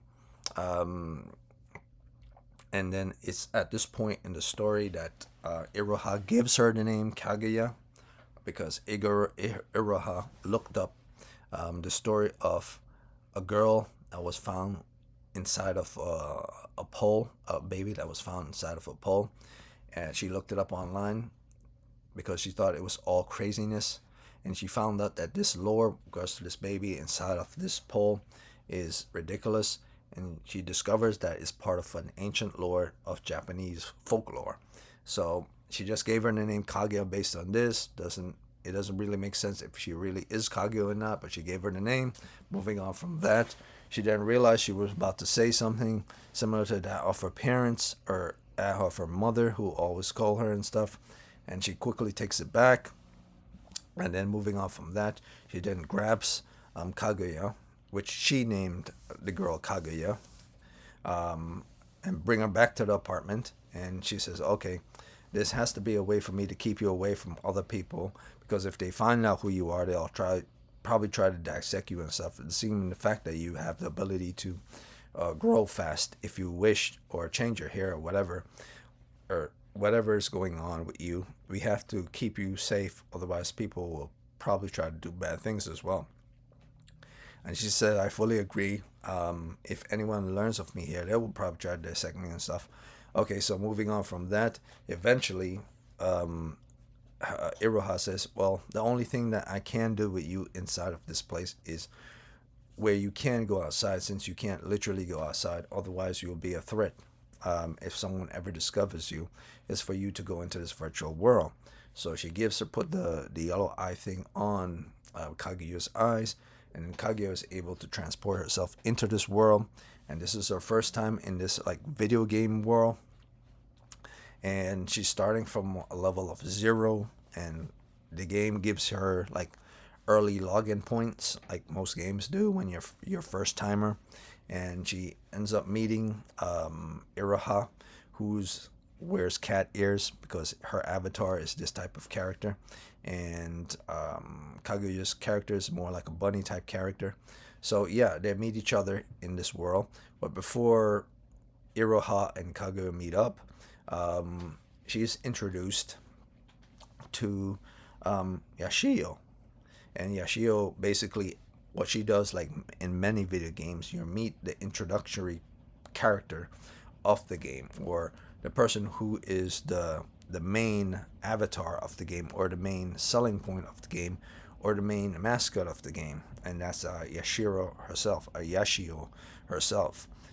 Yashio is not just the main like mascot of the game. Yashio is like an influencer, but she's an AI influencer. She's not located within a room somewhere and doing this for a living. She is AI itself, and so it's weird in that regards, because it's like I said, it's hitting close to home in regards to AI and how AI is in society. If we leave it to itself, it would eventually govern itself and be like its own person. But I'm not getting into the complexities of that part yet.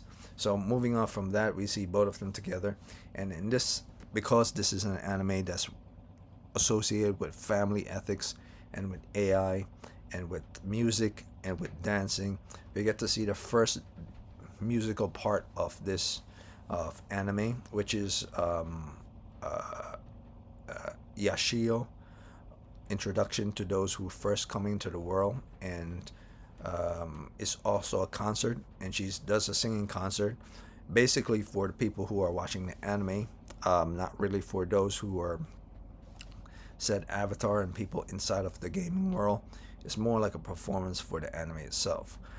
So you'll understand the type of anime you're into, that you're watching. It's not just a social type of anime, it's also musical type anime, singing anime. It reminds me a lot of Macross, where people are singing while at the same time there's war going on in the background. It's kind of weird that way.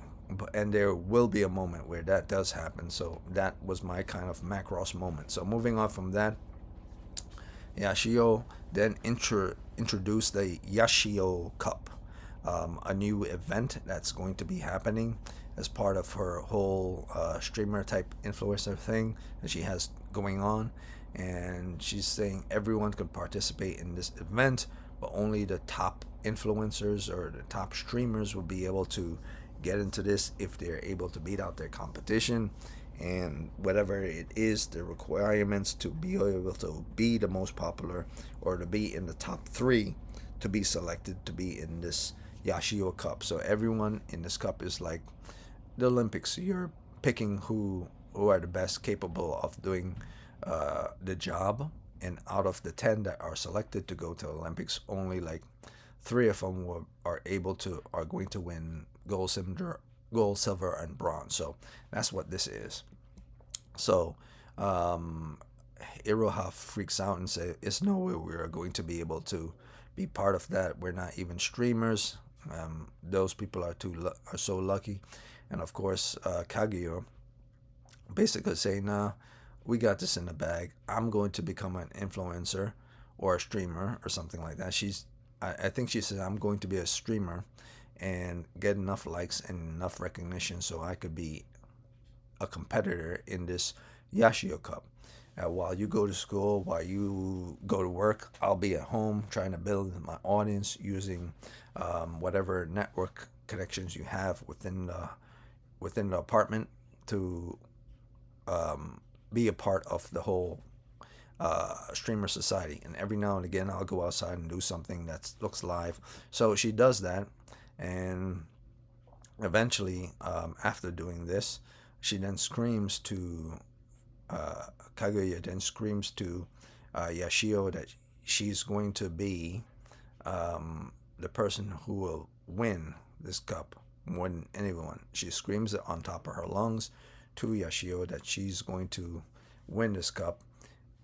And Yashio basically smiles, but her pet kind of frowns, saying that she's kind of rude, being noisy and everything. But yeah, moving forward from that, we then see Kaguya try to learn how to use music in order to put with regards to making her content better for being a streamer. Streaming is also part of this anime as well. So this is a very modernized anime with regards to what people are doing in the here and now and how to make themselves better using music, using their talents. So she then decides to go online and to go live and watch movies as well. So she's a streamer. She's not just a video gamer. She's a streamer, and anything a streamer does, she does it as well. So if the streamer is reacting to politics, if the streamer is reacting to video games, if the streamer is reacting to games, she's doing all those things as well to get as many followers and as many likes, so she could get into the Yashio Cup. So doing so, she's managed to make it to a certain level that everyone decides to go out and do karaoke, but they're doing karaoke in the virtual world. And moving on from that, eventually she gets the attention. Kaguya gets the attention of the guy called Black. I think it's Black. Forgot, it's Black Core or something like that. Don't remember their names. Not important, but they are like the number one of streamers and influencers, and he basically does this for a living to make money. So he's like up there. So he's like a popular influencer, not just a regular streamer. So he's very good at his job, but he finds her funny and he's interested in who she is, and her popularity is slowly but surely growing. She keeps asking Iroha how to make her streams better. Iroha say, I'm way too busy. I remember how it used to be when it didn't have any chairs or anything in my apartment. I just have a futon on the floor and an outlet to plug my cell phone in, and that's all there was. So she doesn't have time to invest too much into being a full-time streamer. And in many cases, Kaguya is kind of lucky in that sense, but she will help her from the background in order to see that comes to pass. So moving on from that, they eventually go into the world as stated before, to enter into the Yashio Cup, and they're able to make it into the Yashio Cup. They become popular enough to enter into the Yashio Cup, and Black, that's the name of the opposing crew, that is the main streamer guy. His popularity, Black Onyx, is the name of his crew and his people. And Kagura, actually I never looked at it before. Kaguya AROP. Okay, so that was the name of their group. But Black Onyx is the name of the group that they're versus in order to fight for the Yashio Cup to be the number one. So out of the three that were able to make it, I would say two of the people that were able to make it were from Black Onyx. Or should I say all of Black Onyx was able to make it. So all the influencers the top three influencers that were picked, two of them came from Black Onyx and one of them came from Iroha's people. Basically, it was Iroha, but Iroha wasn't the main character. It was Kaguya, because Kaguya is the streamer, but Kaguya brings Iroha on as pretending to be her mascot, like a fox.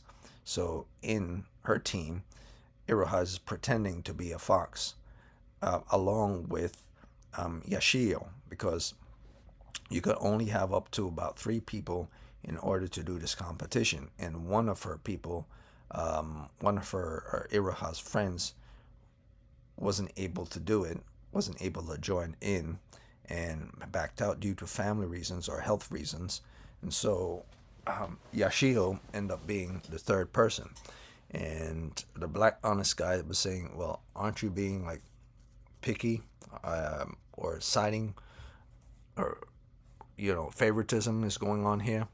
And Yashio quickly reminded Black Onyx that the last year, when this event, a similar type of event like this happened, he didn't have someone as his third as well. And so she took his side. She was supporting him the last time he won. So yeah, so she had to remind him that she made him win the last time, or helped him to win the last time. So he said, okay. So they end up getting into this big virtual type of fight, Black Onyx versus Kaguya's people. And of course, Kaguya's weapon is this huge exploding type of rocket hammer that she flies on, and also uses as a hammer to slam into the ground, which is kind of obvious in her sense. She's very loud, she's very brash. So it would make sense that she would use like the biggest, boldest, and loudest weapon as her weapon. And of course, Iroha's weapon, after I think Black Onyx, the main Black Onyx guy, revealed something very important to the audience, or to the anime itself, that he is the brother of Iroha the whole time. We didn't know this. We just thought that he was a cocky guy, but it turns out that he's the brother of Iroha, and his name is Akira, which is, should have known that that would be his name. So moving on from that, once Kaguya learned that that's his brother, she said, well, that's kind of weird that your brother is like acting this way. He acts like he's a playboy and something to all the girls and stuff. I was like, I could see why you like always cringe when you're around him. I thought, well, you were just cringing when you were around him simply because you're not really into him or something, or you found him disgusting, which makes sense to me. But you're cringing around him because you were cringing of the way he behaves. That was cringy, and that makes sense. If your brother started to act like he is the hottest shit, you would cringe, if that was the case, if you knew that what he was doing. So moving on from that, we then see probably the most interesting thing to me within this virtual world is this gigantic fish, which is a creature that turns the light on for this virtual world. And inside this light is where everyone exists. So it's very straight. I'm not sure if they exist inside of this little light bulb that's on top of this fish's head, or the light is shining on the world below them from this fish's head. I never dived into it, but this is like, out of everything in this anime, this is like the only thing that seems to be outside of the logic of this anime, or outside of the prettiness or smoothness of this anime. It's the only somewhat weird looking thing within this anime. A giant looking type fish with a glowing, protruding light from its head. I've forgotten the name of the fish. I know what it is, but it's a predator type fish, and it lives very, very, very deep into the lower depths of the Atlantic as well as the Pacific. It doesn't have three eyes. This is a virtual representation of what that is, but it does have like a little light bulb protruding from its head. Forgot the name of the fish, but that's not the point. But the point is, this is the most interesting thing in the anime to me, because at no point in the anime did I actually see where these people are in this virtual world. So I assume that they're actually inside the light of this fish, which would be very fascinating. That would be the first time I've ever seen that in any anime. So moving on from that, if that's the case, yes. If that's not the case, no. Moving on from that, we get to the next portion of this anime where Iroha basically said, well, since I've won, or since we've won the Yashiro Cup, since we won the Yashiro Cup, which is the first time someone like me who's never been an influencer or been a streamer would ever assume I'm going to win anything from Yashiro, because Yashiro is her basic idol. It's like winning something from Taylor Swift, so she's like happy to the gills that she won, because she won something from Yashiro, and she's extremely happy. So at the same time, Kaguya is basically saying, well, since we won, what should we do next? And then she starts to bounce up, I believe, Yashiro's personal pet on her leg, fun and crazy and ridiculously, simply because she's hyper of winning, and everyone is stressing out that how she's behaving, like very energetic. But she's always been energetic, but she's more energetic than usual. So after that scene happens, we then move to another scene where, after winning the Yashio Cup, which comes with a lot of perks, because now that she's won the Yashio Cup, she has won a lot of money as well, and she's able to get a better place of living after winning the Yashio Cup. So she got a better place to live with better electricity and better lighting. And seeing the fact that Kaguya eats all the damn time, she has to make food almost every day, which means she has to get good stuff in order to make a lot of food. So moving on from that, we then get to the next section in the story, and we're coming closer towards the end of the story now that the halfway point of the story is already done. I would say we're at the 75% marker of this story, and we see all three of them together, and this is another musical performance where Yashio replicates herself, and because she's AI, she duplicates herself in this fictional world. And there's a musical performance where Iroha is playing her own personal instrument, and we see eventually, after that happens, we see Iroha and Kaguya exit the virtual world just to go to celebrate a standard real world event, real world fireworks celebration event. I'm not exactly sure what's the name of that specific fireworks, July fireworks, or the name of the specific Japanese firework events that they both celebrate that you go to watch. Don't remember it, but that's not the point. This is the point of this part of the story, is for Kaguya to tell her that where she comes from, everything is very monotone. Food doesn't taste like food. It tastes not like anything at all. It just looks like food. Rules are meant to be followed at all times, and it's very strict, and you cannot not go against the rules. You have to follow the flow of things, and you don't have really an opinion to make any decisions outside of your specific programming. So it's very much like the society she lives in, very much a program society, even though it's not like program like install in your brain type program. It's everything is very much kind of digital, and you have to follow a coded pathway. And that's the first thing that came to my mind when she said this. Be like, if everything is very much like programmed to be a certain way, you have to follow this certain set. It's very much almost similar to that of the virtual world.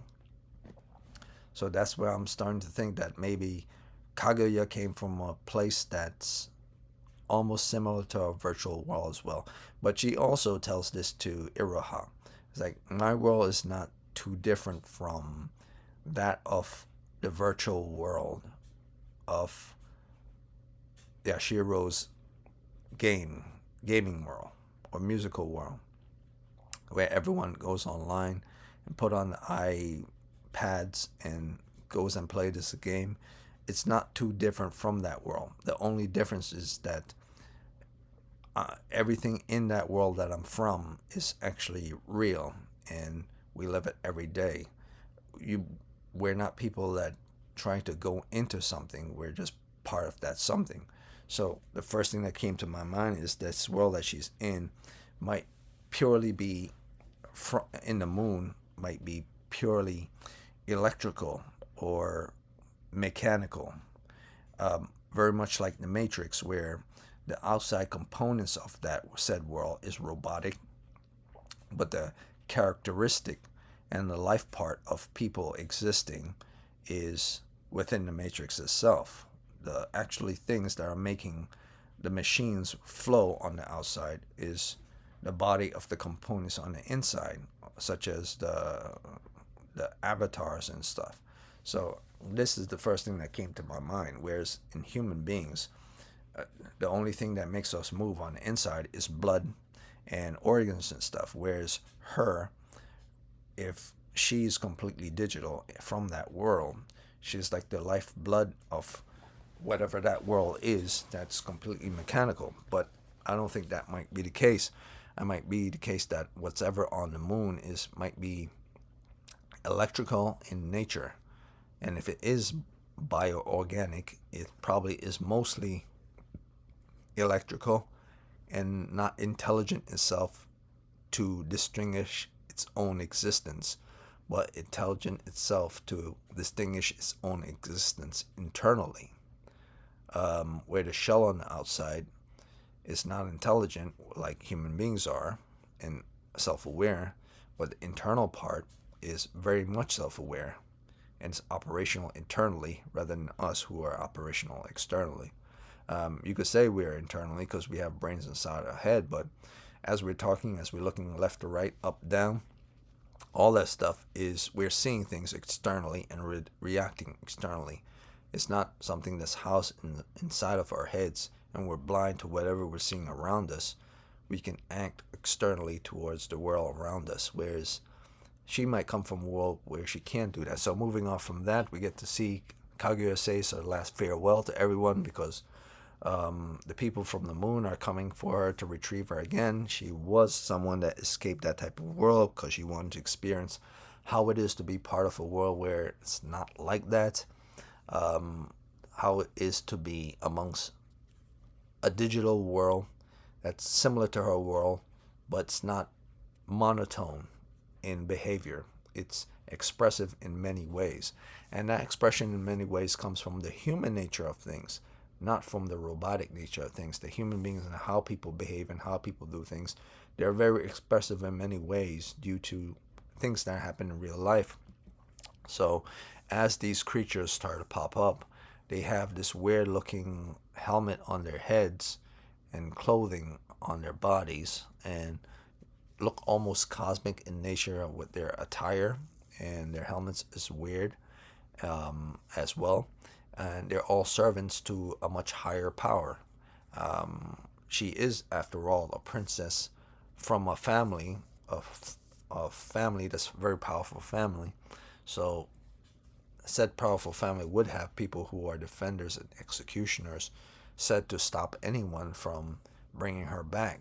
So these people were sent to clean up anyone or to stop anyone from not letting her get back home. So in this last performance, she does a performance for her friend Abraha and for Yachio in order to get back home.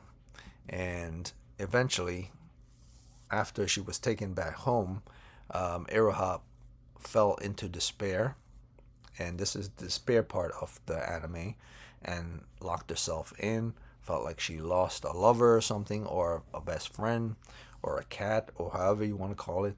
She ghosted her friends get upset. Even here in this image, they're looking at her and say, how could you do this to us? You ghosted us for weeks on end.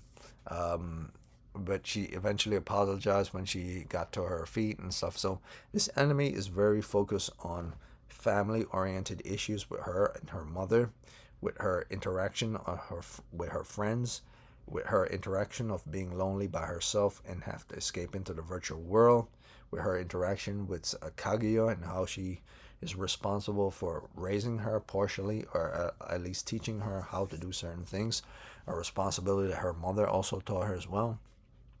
So this anime deals with a lot of issues as well. So moving on from that, we eventually see Kaguya basically says, Iroha basically said, even though a certain time has passed, I have looked into Yashio helping me to find out how I could find out where on this moon she might be.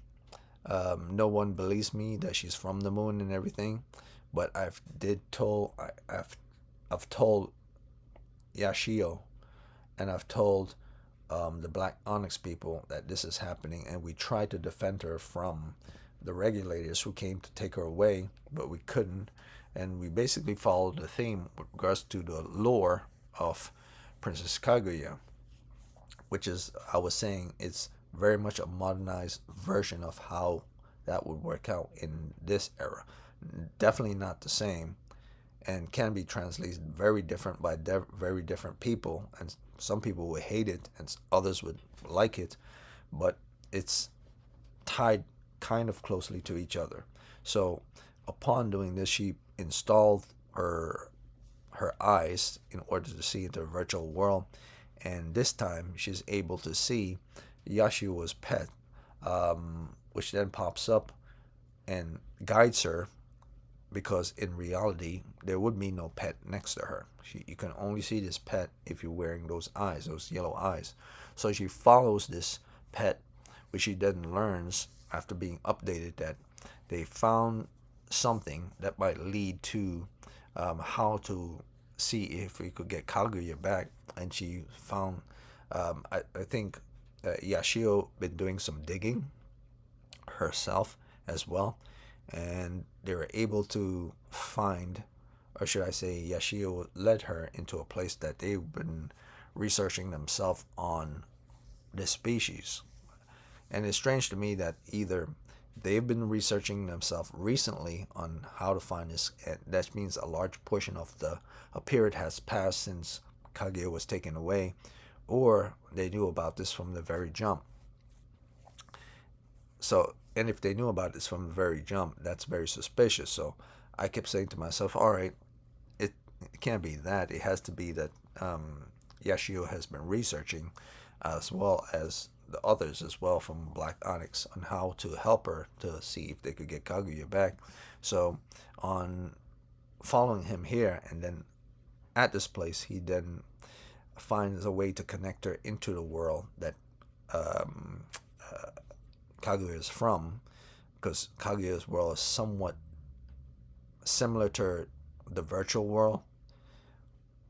They were able to discover that an egg, um, uh, somewhat systematic, virtual type of egg, came from this planet, and within this egg is a connective tissue towards reaching to her planet. It's kind of like a gateway. Um, so there are physical objects that are from the planet associated with the moon, alien things, and they're connected towards this virtual world. So, like I said before, it has to be, this digital world has to be housed in something physical.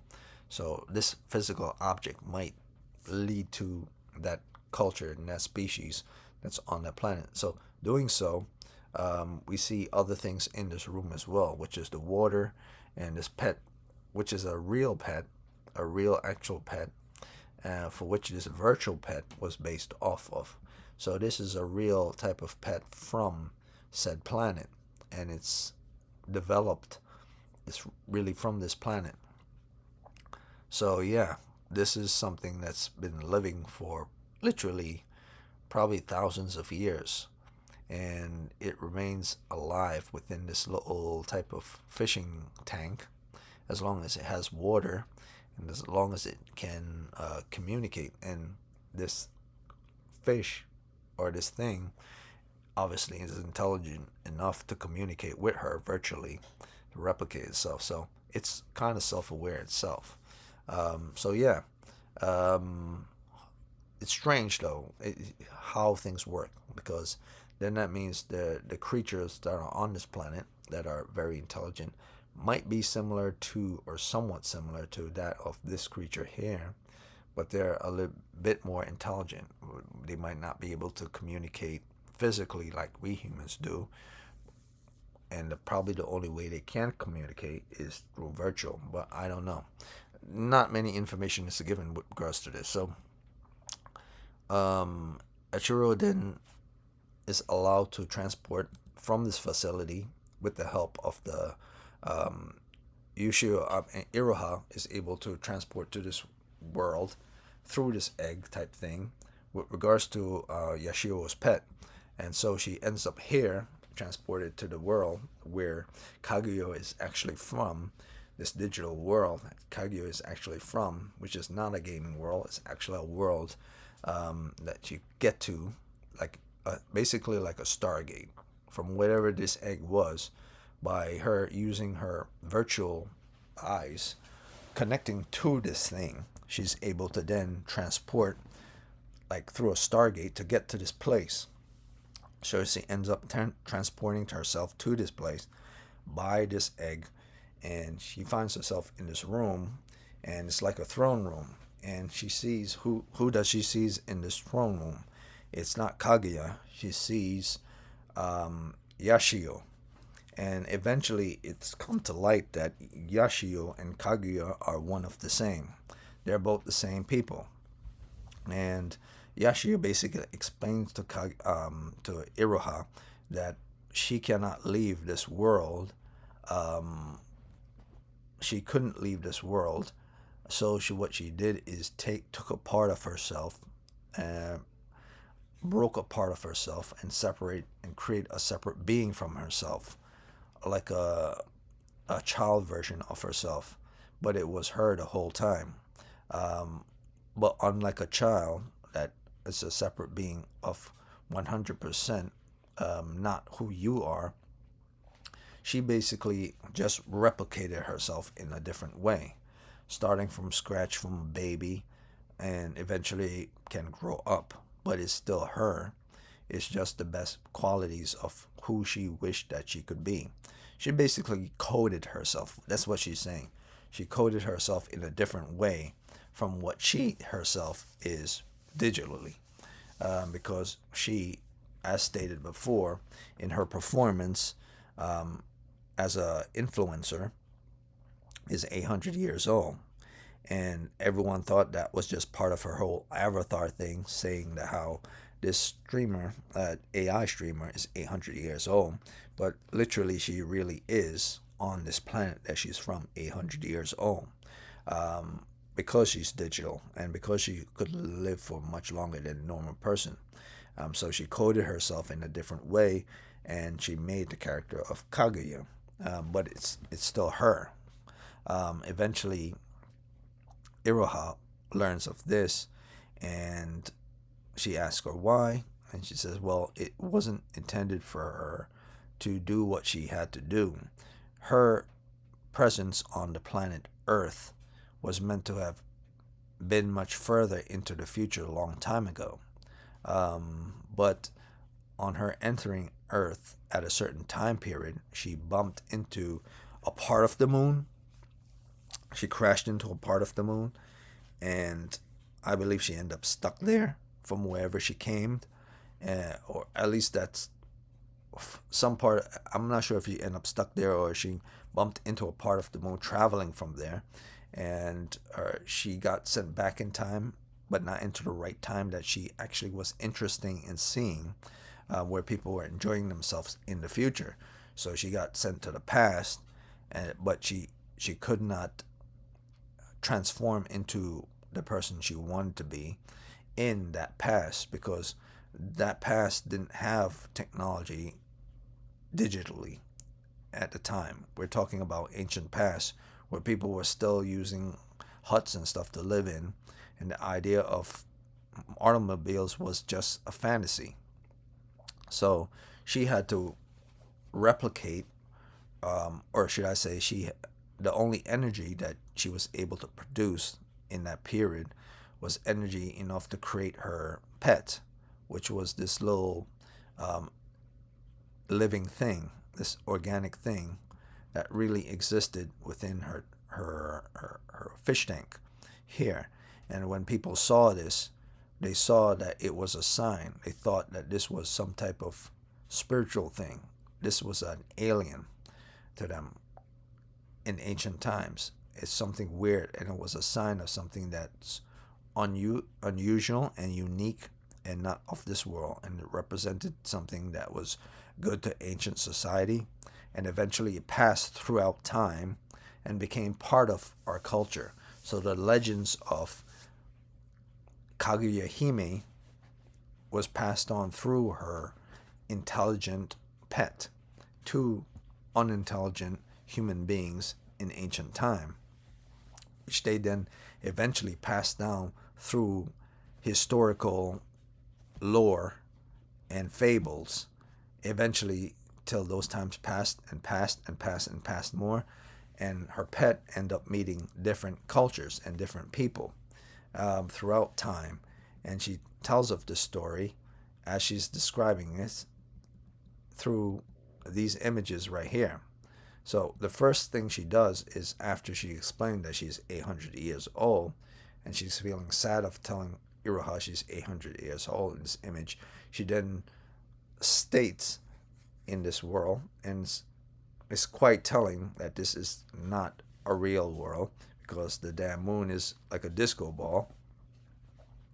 So this is completely a digital world that's on the moon, separate from what we know of a digital world in our virtual world, in our world on this planet Earth.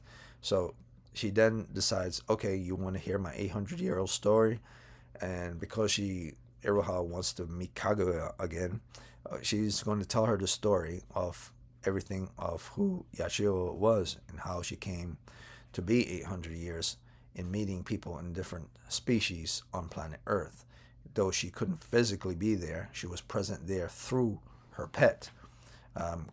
Because for some reason her pet and her were synced or linked in communication. So as people talked to the pet, they were actually talking to her, even though they were talking to the pet at the same time. So it was very weird. But she explained, as she changed the digital room that she was in from its original look that she lives in to more of a homey look that Iroha lives in, into this room. And then she explains that she met various different people in the form of this pet, of her pet, during the ancient times when people were still wearing like overalls and stuff. And the pet used to draw pictures of who she was and how she looked like. And eventually, which she was actually drawing herself, but she's drawing it through the pet, or the pet is drawing it in relations to her master and the various people that met this pet and consider it to be the special creature. And eventually this special creature end up being a property of rich family and influential families that came to have this creature and had great lives with this creature and kept it a sacred thing that it passed on from generation to generation. And she met different cultures that this pet was eventually given to as they got older and they passed away. And it went from this guy to, or should I say, went from these kids and their families to this guy, and eventually went from this guy to this, I'm assuming is a princess or a dancer, or whoever she is, maybe she's a genshai, to this other person who's not a princess and not from any probably miraculous family, but the pet travels, or the pet meets different type of people and culture at different points. And this is a period not on, like, say, this is probably like the Edo period or Tokugawa, not the Tokugawa period, the Edo period, or prior to Edo period, maybe the Muromachi period. And we're going to here where she's probably during a different era. Maybe she's from the Edo period and he was from, I don't know, a Heian period. And then this is like World War II era, or maybe before that, who knows. And she's talking about different people that she met along those hundreds of 800 years in Japan.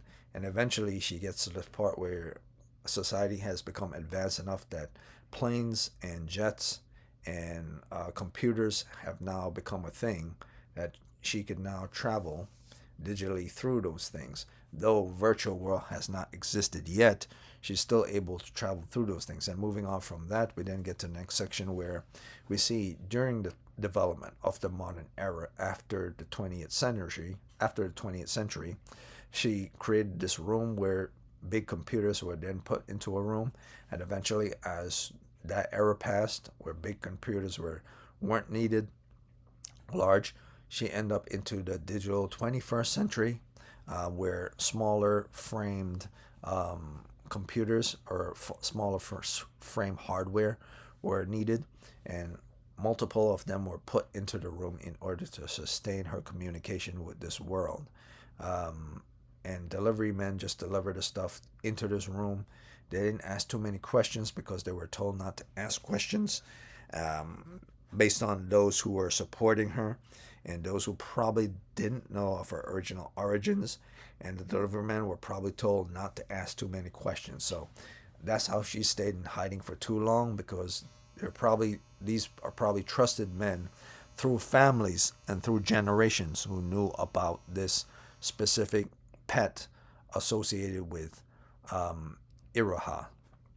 So these are probably delivermen associated with rich families or royal families, for that matter, that kept the secret for so many times, for so many decades and generations. So moving on from that, we then get to see actually a physical doll model of Yashio, and next to it is a drawing image done digitally using computer generated software of a wall design of Yashio. So it's now telling of not only the anime and what's going on in society, or telling of society and the advancement of society from one era to the now modern era, but it's now including the different forms of art that has been developed over those years, from people doing physical performance on stage and presentations, to now people doing handcrafted doll making, to now wall paintings, and now virtual art forms, and creating virtual idols as well as models and in the virtual world setting. So it's telling of many different subjects within this anime. And yes, this is actually, you could, if you look this up online, you could actually find this doll. It was actually designed for this specific anime as well. So moving on from that, they actually show other things as well, other forms as art. This is an actual real painting that someone did of Yashio. And moving on from that, this is an actual model of uh, an avatar for to represent, like say a streamer who wants to stream, but they don't want to show themselves. They want to show an avatar version of themselves. That's what this is. So we're now all caught up within the world we're now living in, and all of these are representations of things that are a huge discussion within the world of anime and the world that we live in, and what we deal with now in society, and what we consider to be art form in society, as well as how we communicate with our friends and our family using these type of art forms. So it's not just an anime about a girl trying to deal with living by herself, and then some alien come to Earth, and then she has to really raise the alien, and this yada yada yada. This is a telling of many different stories in just one content. So moving on from that, we then forget to find out that Black Onyx guy is the brother of her, which we knew already, but her friends didn't know that. So now her friends are saying it's not the reason why he looks so handsome and stuff. The girl on the right is, you know, is freaking out because he looks real handsome in real life compared to his image in the virtual world. And also the same at the same time as well, the girl on the right is just more curious about his appearance, how he looks, somewhat the same from his virtual character, but somewhat different. And then we get to see something that's very interesting, because at this very moment, um, it's not showing her brother, but in the same scene, her brother is talking to her in this moment, and she's now graduated high school, or should I say, she's graduated high school, and she's also graduated college. And from her college degree, I'm assuming she's graduated college, but maybe she hasn't. But let's say she's graduated college, and she's still looking for Kaguya, even at this very moment. And she's become advanced enough using AI technology to do so, that she's able to use robotics, real robots, in order to house digital characters within said robotics, in order to make those robots, the characteristics of the character of Kaguya, move realistically inside of a shell, basically a ghost inside of a shell. So once again, this anime is also bringing on topics of AI housed inside of real physical body, straight up Westworld stuff without all the violence. I say it's more like Ghost in the Shell, and that's what happens here. In the end, Iroha is able to make a robotic body. This body that you're looking at right now isn't Kaguya's body. This is a robotic body of how Kaguya would look. Underneath there is metal and a whole lot of other things. But what's inside of the brain of this character is the digital components of what made Kaguya from the very beginning when Kaguya first met Iroha. And with the assistance of, Yashio, who is the real Kaguya, she then downloads or send the same replication of who Kaguya was without any interruptions or any destructions, and she kept her intact of herself. She didn't lose that character. She then separated that character from herself once again, but this time she housed that character inside of this robotic body. So nothing has been lost from the time she left to the time she's now in this body, except for time being passed. Now, here's the thing: does Kaguya knows that she is um, uh, Yashio? Does Kaguya knows that she's actually Yashio? I somehow think that she does know that she's Yashio, but if she doesn't, eventually Iroha will tell her down the road. But something tells me she's aware that she's Yashio. So moving on from that, we get to the next section, which is the last section, where Yashio, Iroha, and Kaguya are together in their comeback performance. And this comeback performance is of all three of them together as their fans in the virtual worlds meet them once again years later down the road.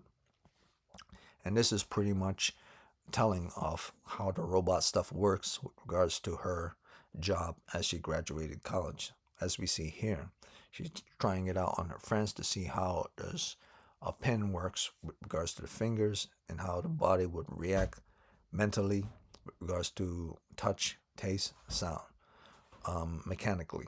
So she's doing this on her friends, but she needs help with regards to refining it. Eventually, she does refine it, and eventually the body does come into play. And moving on from that, we get to see the story coming close to an end, and we see like this little sketchbook, and the sketchbook is full back and forth, back and forth, back and forth, and the last part of the sketchbook states the name of the anime, which is Cosmic Princess Kaguya, and that's pretty much the end of that. So that's pretty much it. That's pretty much all I could say with regards to this. There were certain sections here that I might have missed, but there's not many things that were missed. So yeah, this part was an earlier part from before. I logged this in already. Let's see what other sections. Let's see. Yep, but that's about it. And that's it. That's all I have to say. That was the the March the March anime of 2026 that housed both the January and the February actual anime that's somewhat worthwhile. I wouldn't say that's pretty much all, but that's pretty much it. Moving on from there, I would move forward to other stuff coming down the road. In May, there might be another one, depending on if I'm really busy. But coming in April, definitely, I'm going to see if I could do a manga one. So see how that goes. So that's it for this video. I'll upload this as soon as possible. Those were the three. And this one is the most interesting one. Cosmic Princess Kaguya.